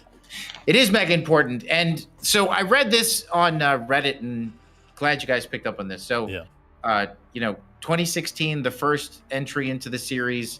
So you didn't really know anything about the world, and made it very entertaining. It was like the first RoboCop movie. There's no doubt that as you make more Rambos, it gets harder and harder to engage people because you already know who Rambo is. You can't do the same thing over again. So as we expanded the lore of Doom Eternal, and I will say that all of that Doom Eternal stuff was in 2016. It was in the Slayer's Testaments, and we had a shot of the Sentinels in the final credits. So we've been heading towards making this fiction isn't just like random, like it all ties back to the beginning. But Eternal focused more on world building. Dark Ages was responding to the feedback of some of the code entries got a little long, so there were stories in there. There's great stories related to Sirat and stuff like that, but they were shorter. This one tried to strike a balance where we're building lore and also going into character. So it's not just like fiction, and all about lore building. There is a story behind every piece of fiction that we're sharing with you. So if we give you a proper noun, we're going to tell you an interesting story about that place and then connect it back into the larger fiction. So make everything matter. I love that. All right. And I want to say that's your guys' feedback. So thank you so much always. For, you don't always say it nice. Hey, that's how they start. Huh? That's right. Listen, you stupid ass, with these short codex entries from now you've got our attention. Yes, stupid ass. Go on. I'll read instances where people are like, I bet he didn't even write 2016. Like, no, just guys, relax. Yeah, we got you.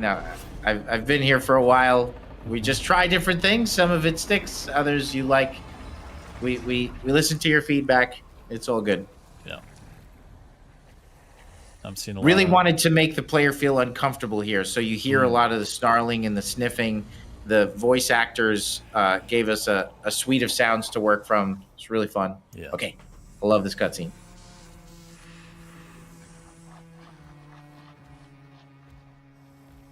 The Slayer, the Sentinel's champion, has journeyed a great distance to kill you, my lords.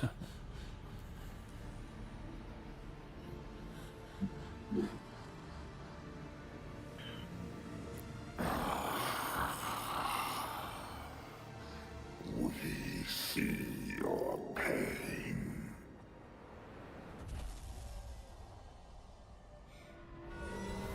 The sins of your past give you no power here.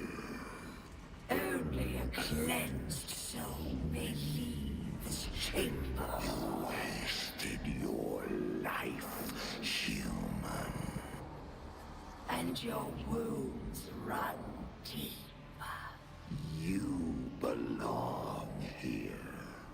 And here you will stay.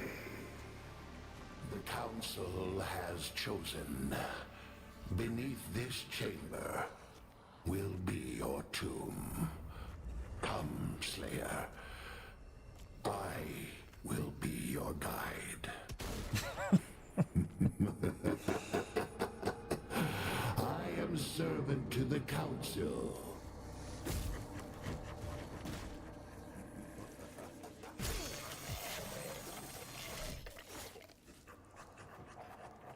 Shield stall still works like that.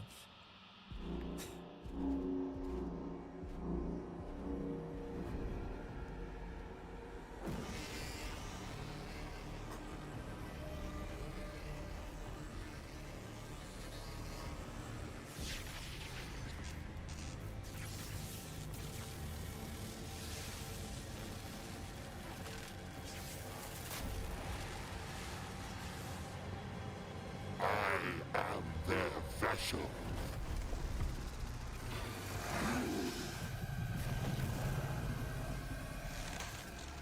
Let me show you their ways.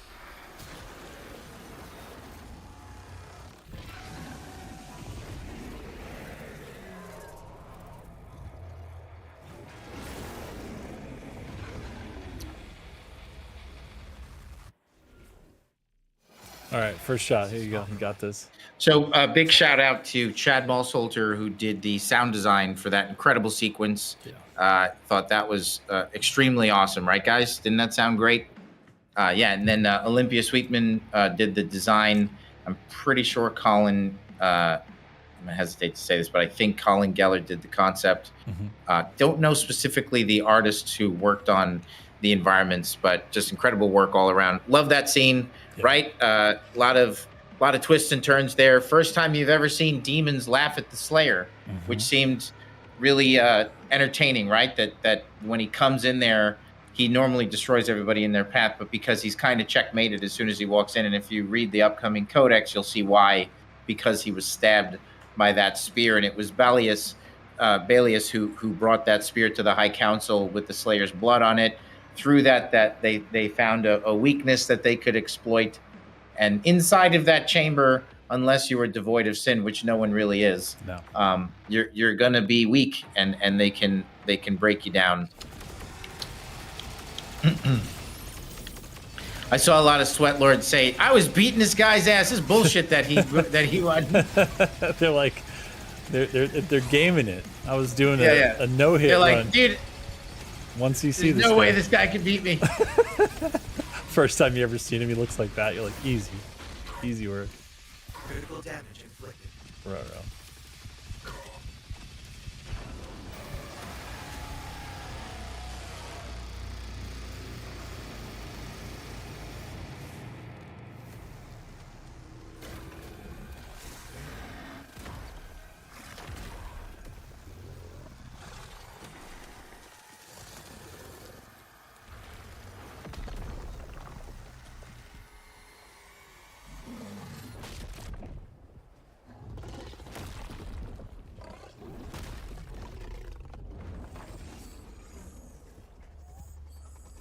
Slayer got his ass beat. Legitimately.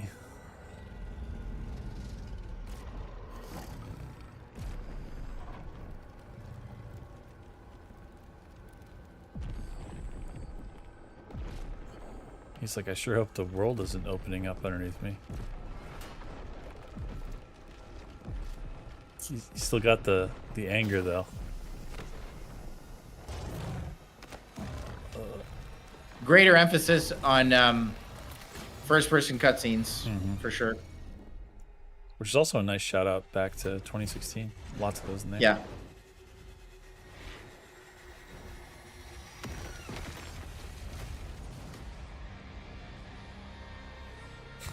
Kuroki says, should have jokingly rolled the credits here. Just been like, game over. Thank you so much. I'm glad you got. I saw a lot of people say that this was the best intro that we've made. I agree. Like, I think it is. That felt. I love that. That's the whole intro right there. Yeah. Is is me falling to purgatory, and then this is an awesome cutscene. Feel it, don't watch it. Just a greater emphasis on you, like seeing this through the eyes of the characters, so you could feel the story more than you are just watching it. Yeah.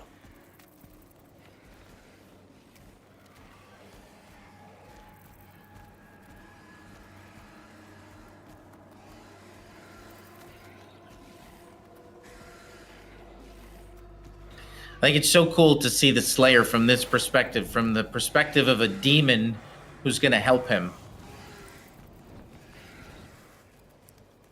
You really get a sense of his place in the world too, you know, like he's a higher ranking demon there. I also love, again, in the environment, he made an impact, but then it snowed over top of the impact. It's great design. I love this right here. He pulls back. He's scared of him. Even though he's basically passed out cold, the demons are still scared of him. Yeah. Why did this wretch help the Slayer? It's in the Codex. We'll cover it in a little bit here, but it's because of that. Because he wants to. He's as much a prisoner in Purgatory as the Slayer is. A prisoner of his own creation. He built Purgatory. Shadow 38 says he's been banned to Canada.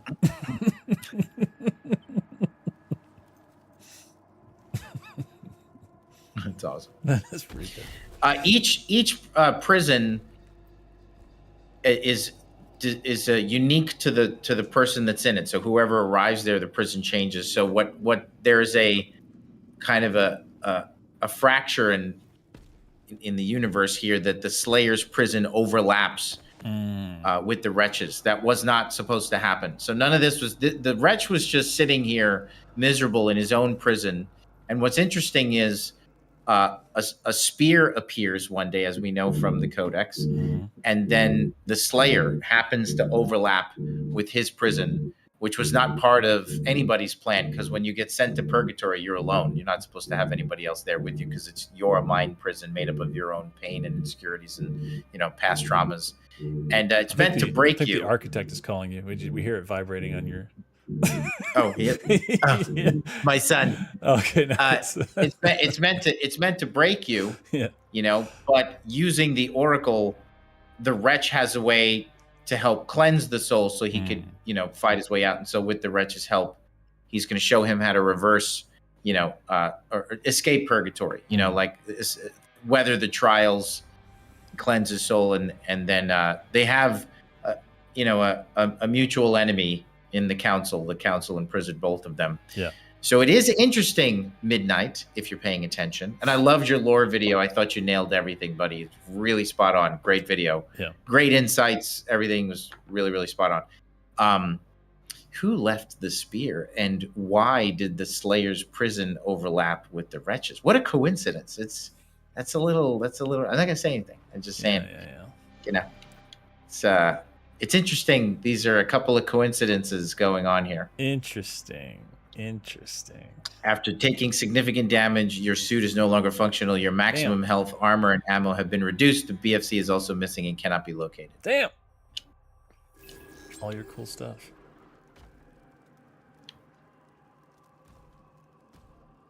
We were so worried about slowing the Slayer's speed down in here that you guys would lose. That we would end up on a spit like this. Yeah. Because I know how you guys feel when we slow you down. But we kind of had to, right? Because in order for this level of detail and exploration, yes, if you were just knocking every piece of geo over, flying around, it just would feel bad. You'd be like, I miss it, everything. I couldn't know where the points of interest are and stuff, There are no other fans in the world that we would rather make content for. Having said that, when you guys don't like something, you freak out. So I'm sitting over here so nervous. I'm like, we got to slow him down, because you used to be able to run around and sprint in here. It was the worst. It was rough to find any so stuff. You were like, I can't even simulate it.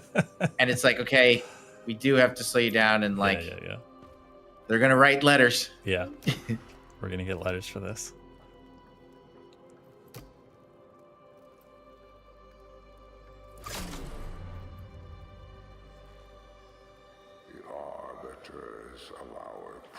You see him? Did you see the Wretch? He was hiding. He's in there. Just curious, in chat, can you post to see, did you see him the first time when you were playing organically? Did you see him in that hole? Yeah, let's hear it. Yes or no? Did you guys see him? Yeah, just yes or no. All right, immediate. Okay, getting a lot of confirmation here. Okay, good. Mr. Zombie UK was the first to say yes, and then I saw him. Yeah. Skitter, yeah. Saw him in the trailer. Okay, fair, Hato. Hey, just curious in chat too. Just type yes or no. When you got the question mark bug, did you guys know to just put it to default? You just had to go to the menus and put it on default, or did you end up actually mapping your own stuff? Just yes or no. Yes, I went to default. No, I mapped my own stuff instead. Map, no, I remap my own. Mapped, no, I map my own. First thing I did is reset to default. Yes, default. It's a real mix, man. It's like a 50-50, honestly. For those that mapped their own, just curious, yeah, like, question. how did that go? Because, I mean, asking you to do that is a little bit of a leap. So, yeah. Good No or bad? Like, right. Yeah. Yeah, so after you guys remapped your own and got used to it, once we did the hotfix that Friday, I think it was, did you guys roll back to the default, or did you guys stay with the one that you mapped? Because I know a lot of people have a lot of custom controls, like, you know, for example, like all my weapons, I don't use the numbers usually, I use different keys for that. So okay, I'm seeing some people saying, a lot of people saying I kept my own, I stayed.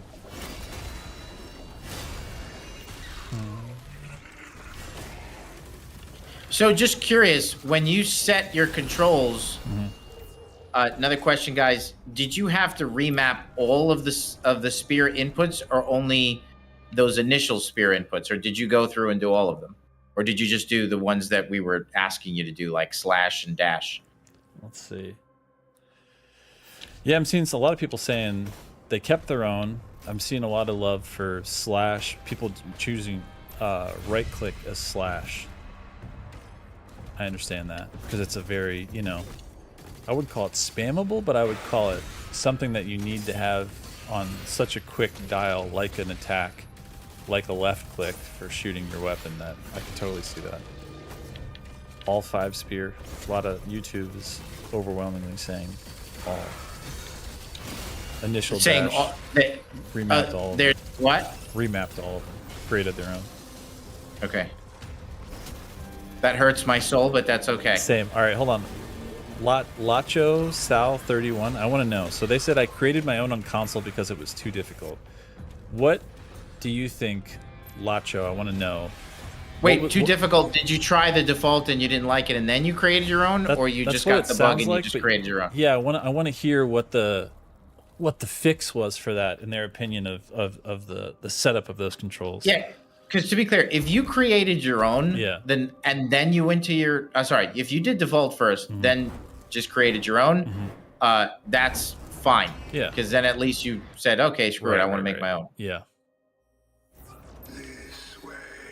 Lacho said yes. Okay, yes, that's what you did. I understand. Who was that laid out the full thing? Where is that? Chat's flying around. Yeah, exactly. That tribe guy says, I can understand having right click for slash so that the parry is the same between both weapons. Right. That makes sense. Right click is also shield block, so it makes sense to keep it as the parry. That's what Donut says. Agreed. Let's do some lore. All right, what we got? Journal fragment recovered from the prison chambers of the architect. Again, always just trying to like take the angle of you're reading like more like personal diaries, which we felt would make it feel more intimate and more revealing. You know, like you're reading someone's, you know, something very personal. Like the private stuff rather than the private. Yeah. It appeared beside the well at first cycle. No sound, no light. One moment the stone lay barren. The next, this object rested upon it as though it had always belonged there. A spear without a blade. Crude in silhouette, the shaft bears markings reminiscent of ancient Jacadian craftsmanship, though simplified, as if forged by one familiar with the old forms, but lacking the discipline to refine them properly. I attempted activation immediately. Nothing. No edge emerged. The weapon recognizes neither my touch nor my authority, yet I can feel purpose within it still.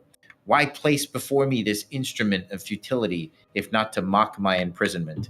Perhaps a gift from Devoth, regret at last for what has become of his most loyal craftsman, or maybe a lesson in irrelevance. No, nothing enters this place without purpose. If the spear has come here, then one day it will answer to someone. And when that moment arrives, I will know why it was sent. pretty goddamn good. Pretty cool. Yeah. We have. But I like knowing that for the henchman. I like knowing that for the architect, when it arrived, it was just a slap in the face, but they knew that there would be potentially a purpose one day, and if anyone could, sword in the stone, pull that shit out and it activated, okay, right now we might have a way out. Yep.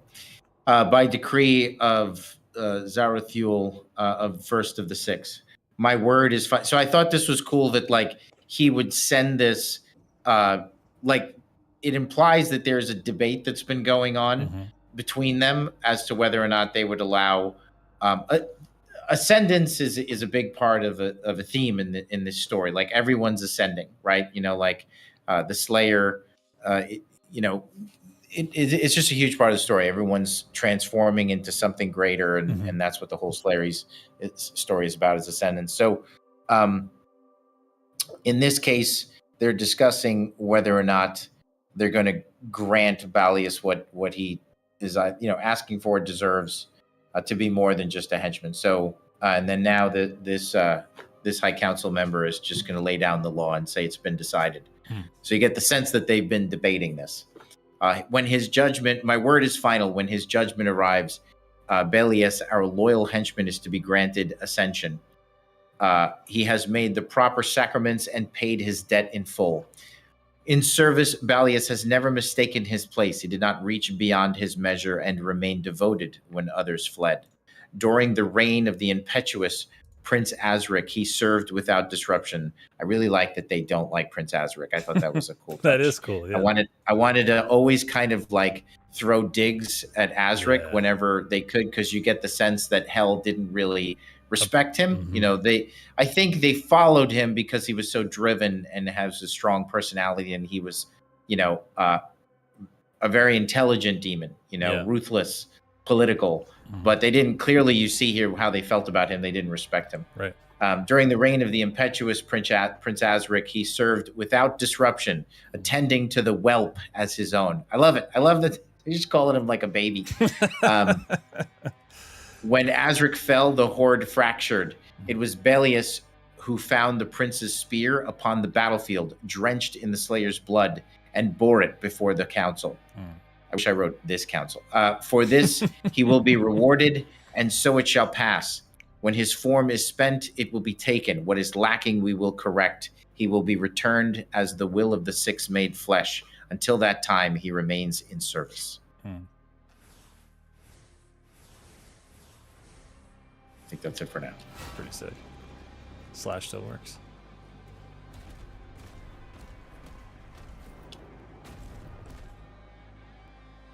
This crypt is your pain given shape. It holds many secrets. Find the keys to unlock your suffering.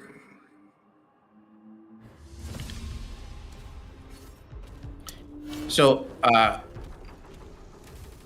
big shout out to James Rosencrantz, who did design the hub, all of its encounters and puzzles. Yeah. I think it's really an incredible achievement. Super cool. James is a superstar talent. Big shout out to Dylan Schuring, Ileana.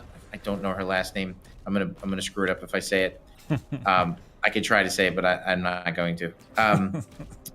Marcus Roffling, they all worked on the spear, and they did a fantastic job. Yeah. Yeah, it's cool. Like the hub from Eternal, like that was such a different new idea in Eternal, of kind of an in between, getting a little story, a little bit of a break between missions. But I feel like this one, Above and Beyond, is so wild. How over under it is, how the puzzles are so different, how at different times, depending on the abilities and other things you have, you can kind of unlock more and more areas of it. And there's combat. There's just, I don't know. It's so good. It really is. It's just like, and it's such a nice piece to come back to, and it's like the grounding purgatory thing that keeps, even though the themes level-wise are so varied, it gets grounded in, I think, this space in a really effective way. Michael Woodard, I also want to give him a big shout out. He did great work on this as well. So great work done by all. All right, this is the question that we half answered before, and Guilt BDO keeps spamming it. So this is my one last time asking this question. So this was the Lovecraftian thing. So here's the question: when the Codex says his dreaming will hold, I think he means hold, will hold the cosmic realm in form, does that mean he literally sustained it or dreamed it into existence? And did you imagine the cosmic realm as existing beyond space and spatial dimension altogether? I think if he's referring to when we describe the cosmic realm coming up, that because the ancient one, the old one, was still alive but just dormant on Argent Denor, that he sustained that world. That he was asleep, not gone. So his world was sustained. When he died, that's when the cosmic realm that you see in the DLC kind of like broke off. That section of the cosmic realm broke off.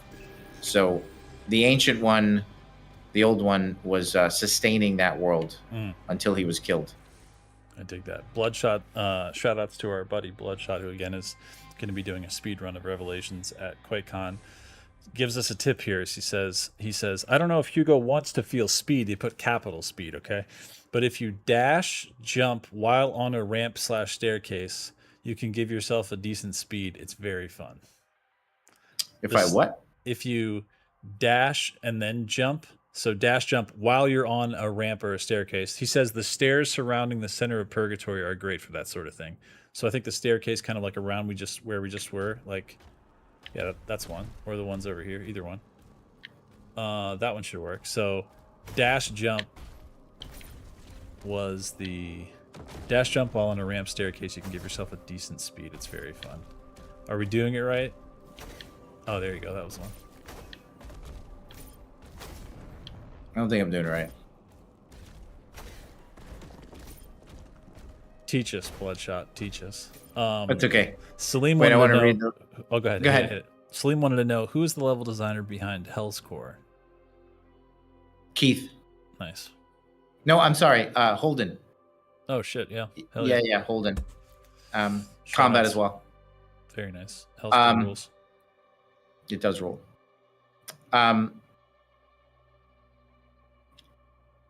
Okay. My ministry, this is a Con Maker's entry. My ministry, the Slayer, has fallen just as the devils foretold. I reveal to you now the design that brought the Outlander into the halls of the Six, where even he could be made vulnerable. When Azric wounded the Slayer, it revealed what none before believed possible. A fracture buried deep within the heretic's soul. The spear that pierced him had been forged from the dark realm alone, fashioned to draw forth memory and hidden pain. The scars of his mortal life endure within him still, buried beneath rage and divinity alike. Hell's council required only that he be brought before the all-seeing eyes gathered within their chamber. There, the truths revealed by the spear could be turned inward against him. Within those halls, even the Slayer could be rendered mortal. The ministry has questioned my accord with the Dark Realm. Now you understand why it could not be refused. We're going to reveal, again, Revelations, a little hokey, but that's what everything is about. Now you understand why it could not be refused. You're going to learn about her motivation here. Each cycle, my condition worsens, and still they withhold what was promised while the Slayer continues his war against him. He tears through their dominion without understanding what depends upon its survival. As promised, the demons revealed to me the location of the Oracle, the key to the Chamber of the Six, but Marek lacked the conviction to defy the Slayer. He was to follow the Outlander into the chamber and emerge alone from the slaughter as a loyal protector reborn for the age to come. Obviously, he was going to double-cross him. Yeah. The tether weakens. Marek resists us. Its influence must be strengthened. Most exalted Khan, the ministry has received your words and record them as law. Subject Marek will not survive a greater burden. His cognitive resilience is insufficient for further augmentation. The paternal unit, Commander Valen, retains significant influence among the warrior caste. The concealment of the tether's true nature remains intact, but should subject Marek expire, the probability of open reprisal from the Sentinels exceeds recommended thresholds. The high houses and guildsmen of Argent Denor have continued to integrate our improvements into their armaments and engines of war, but subversive communication among the lower districts accelerates beyond our projections. King Novik has also undermined our edict by urging restraint regarding the use of the essence. Our data estimates that within 3 cycles, the probability of Sentinel insurrection will surpass containment capacity. The essence's influence is no longer confined to the battlefield. We await your directive, most exalted Khan. My ministry, your concerns are neither novel nor unforeseen. The risks to Marek and the unrest among the Sentinels have been measured and accounted for within the greater design. I am not blind to the consequences of our actions. The preservation of our order demands resolve, not hesitation. Proceed with improvements to the tether. The harvest will continue until a cure is found. I like that crazy. Oh, we got an update, by the way, on how to do it. Apparently, it's you can't hold any input when you're trying it, so you can't be walking forward. It has to be dash jump. There it is.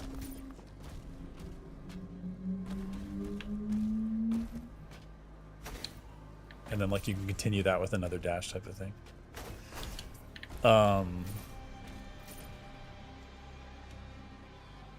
Yeah, it's funny. Salim said, it's crazy. Hell's Court felt like a Holden-style level.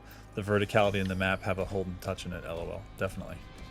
Yeah, Holden's real talent. Yep. Real talent. That Trav guy says, the lore is addictive. I need more of it, and put more in all caps. Damn. We got more to tell. Yep.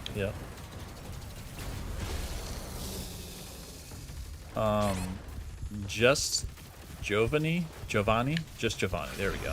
I can say your name one day. The question was, why did the Wretch have that Cthulhu statue? Also, please let us put the spear in the base campaign. Did the Wretch have a Cthulhu statue? He had an artifact. Right. I mean, he was a part of, obviously, the old, he had a job, and at a time that was held in great I think state, that's right? it. Yeah. Just the overlap of their worlds. I mean, he's been around the highest ranking officials of Hell. Yeah. And these are also like, the scraps of that he's finding in his own purgatory, because it is a little bit of like this randomized location. Yeah. All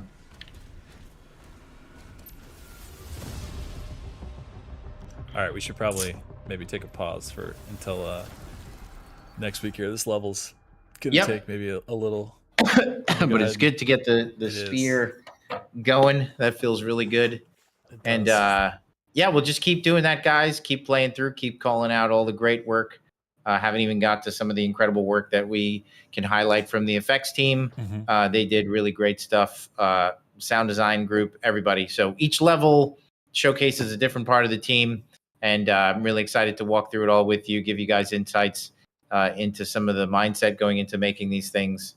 A little behind the scenes, and just enjoy it, because I like playing it too. It's really fun. Yeah. So I haven't played it in a little bit. Just like, honestly, like maybe 2. I think I haven't played it in like 2 weeks. But you were playing it so hot and heavy for so long that Jesus, that's all I did. Cool down, you know what I mean? Yeah, I played it nonstop, but I never got sick of it. That's a good sign, Yeah, 100%. It was better replayability. We're working on being able to let you replay through the levels in some way, but also we're working on ways to just provide, increased content around just this great loop. We'll see what we could do with Repertorium and stuff. For now, that's what we gave you the Repertorium stuff for. Just put this DLC is just loaded with content. You can go back in and play all of the master arenas available inside the levels, so you could redo classic levels, you could redo Praetor Suit Encounters, the Slayer Trials, obviously the Master Arena. So there is a ton of content there, but yes, I totally agree. We'd really like you to be able to replay the levels, but because of the way they're constructed, there was a save file. There were some challenges around that stuff. Really smart people at id are working hard on that stuff. It's tough with the retraversing of the levels and the Metroidvania parts and the master key paths. To have all the triggers do the right thing in the map, do the really, right guys, thing in the amount of bugs that it would cause was pretty epic. We may never be able to honestly solve that, but maybe there's a version of it that we could do. We'll see. We'll just keep looking into it. But we're actively looking at it. I don't want to act like we're not. Totally. We really care about that stuff. Speaking of the classic arenas, shout outs to our buddy, longtime friend of the podcast and in real life, Andrew Holschultz, IDKFA, making its way into Dark Ages, which is great job. Pretty cool. Yeah. You know, Andrew stopped by the studio last week. He brought us all cookies. Andrew's a good friend of the studio. He's a massive talent, and it's just awesome to see all the cool things that he's doing in his career. And he's a longtime friend of the studio. So such an honor to be able to put his work into the game. Like, just great stuff. I think it really elevates what is already an awesome experience, being able to replay those classic levels. Can't wait to get to those. Yeah, likewise. Speaking of, I know you wanted to give a shout out. We kind of talked about the incredible work that Finishing Move did, not only in the base game, but especially now in Revelations. Unbelievable. Really, I know you wanted to give us a shout out to one track, so I think I have it queued. Yeah, I just want to play it because, guys, I can't get enough of this track. I think Let's see if this works Until It Is Done is just one of the best tracks ever. All right, so let's see if chat can hear this if I hit play. Can you hear it? It's generally quiet in the beginning.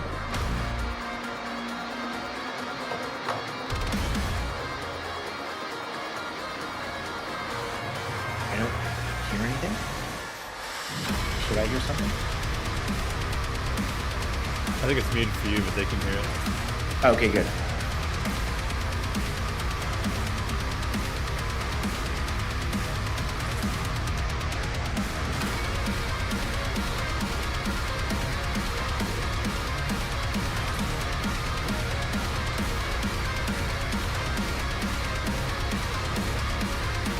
I just think there's so many bangers. Yeah. The Cosmic Realm, Valley of the Bone, Fractal Abyss. Honestly, they're all. Go ahead, skip around to anyone you like. Give them a taste of other ones. They're so good. Go out there, guys, and show Finishing Move your support. Give them your support. Their love. Yeah. They worked so hard, you guys. Everybody on this DLC just went above and beyond. Yeah. But fuck, dude, yeah, it's so good. It really is. See if I get all the tracks. I mean, there's a big shout out to Nick Cronid. You know, he did a great job on the works on Repertorium. He did an incredible job on combat design throughout the games. Really talented designer.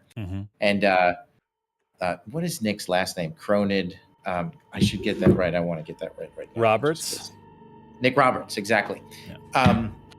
And in one of his maps, the final map the final mission of the base campaign, I think one of everyone's favorite fights, and he worked really hard on it, the Berserk fight with the multiple leaders. Yeah. I actually was a little worried about that fight, Matt, maybe having too many Agadons, and for one hot second we took out an Agadon, and then it was like, nah, put it back. So put that shit back. we put it back. Yeah. Just trying to ride the line, when our combat is bad, it feels like we're just barfing guys in, and you're getting body blocked a lot, and it's just it's frenetic, but it just becomes like messy. Yeah. And but I thought he struck a really wonderful balance there, and I think in that level, that track in particular, Until It's Done, it's just pushing you along. You got some of the Bobby Prince riffs in there. It elevates the whole experience. So, yeah, just love it. 100% agree. Also, shout outs to, I'm going to pause this for 1 second, switch back to here.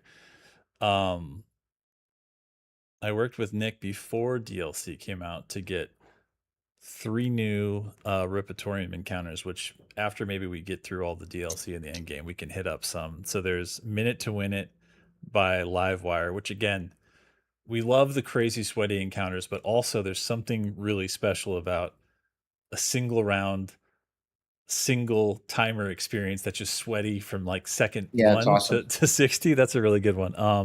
Doom Timeline by Thrash Mash, and again, last but not least, for sure, we were already talking about them earlier, Sudden Death by Vedaz got in there. Oh, so yeah. Those are all in right now. I love Vedaz. Yeah. Big shout out to Vedaz. He is a great supporter of Doom. Yep. Just a super cool guy. Really honest, tells it like it is. And that's how you guys all are. I love that. Yeah. Everybody's very honest. You know, and I think we just got a really close knit community. Everybody knows each other, and yeah, Bethesda is great. Yeah, for sure. All right. Well, I think we're on next week. I can't remember. I know we only We have a are. few more What's weeks. up, Sneaky J? Cool. I see you. How's There it going, he buddy? is. I think we're on next week. If not, we'll send something out in Slayers Club. But I'm pretty sure we're on next week, off the week after, and then the week after that is QuakeCon live and in person. Hopefully with everybody that can possibly make it, because we're gonna party. We are. We're gonna have a big group hug, you guys. We're all gonna hang out. We're gonna stream some games. We're gonna goof off. We're gonna play some games till 4 a.m. We're gonna drink some balls. Yep. We're gonna just I hopefully a lot of you new Doom community members can come too. Oh, 100%. You know, like, please. really hope to see you guys. 3-week countdown. Also, here's a shout out that will give you a hint, because last year we did it kind of impromptu, but we're going to build it in this year. One of the streams will be the Ripatorium 3.0 hot seat. So if you come and you're in attendance, and we're going to get you guys in the hot seat playing, Hugo and I doing commentary, instead of Hugo having to listen to all your strats, you're going to listen to our strats telling you, and you're going to have to try to beat some crazy Ripatorium 3.0 encounters live on stream and live in front of the whole audience at QuakeCon. Dude, I'm bringing like a gross of beaver nuggets. Dude. Oh, like, yes. So yeah, even I'm though totally gonna... I always say that eating isn't allowed on stream, there's 2 exceptions. There's Pop-Tarts and there's beaver nuggets, and those are always acceptable. So we're doing that shit. Yes. I love 100%. it. Good Actually, times. we should do that, dude. I'm going to do it. I'm going to stop at the store. I'm going to get a shit ton of beaver nuggets. Yes. And then just boxes of our Pop-Tarts. And yeah, dude, that's it'll be awesome. really good. Hell yeah. Cool. All right. Any other final thoughts while we sign off before next week? No. It's been a pleasure. So much fun making this. Thank you so much for your guys' support. It's been overwhelming. Yes. Everybody sees it. And yeah, it's outperforming expectations across the board, and we couldn't be happier. And it's fun. And I promise we won't nerf anything or mess anything up. We'll take it slow and just do nothing. Well, how about that? But a couple things, like I said, we'll just look at a couple of things. We want to make sure that the more you guys play, if you don't, fall into a rut of something that you guys feel like you want to see tweaked, we can look into that. But thank you guys so much. Really, really feels good to be back. It does. And if you can, go see Christopher Nolan's Odyssey. If he still got the sauce, 70 millimeters, starting tomorrow. This time when we come back next week, I want hot takes, I want cold takes, I want mediocre takes, lukewarm takes. The Odyssey, go see it. Let's figure out. Let's see if he's still got the full. Let's see if he's redefining cinema this time. Because Celine, by the way, I mean it. We're not going to touch anything. Celine's like, yeah, right. No, you're not. We won't. I promise. All right. Thank you guys so much. Thanks, y'all. Love you guys. See you guys next week. Later. Laters.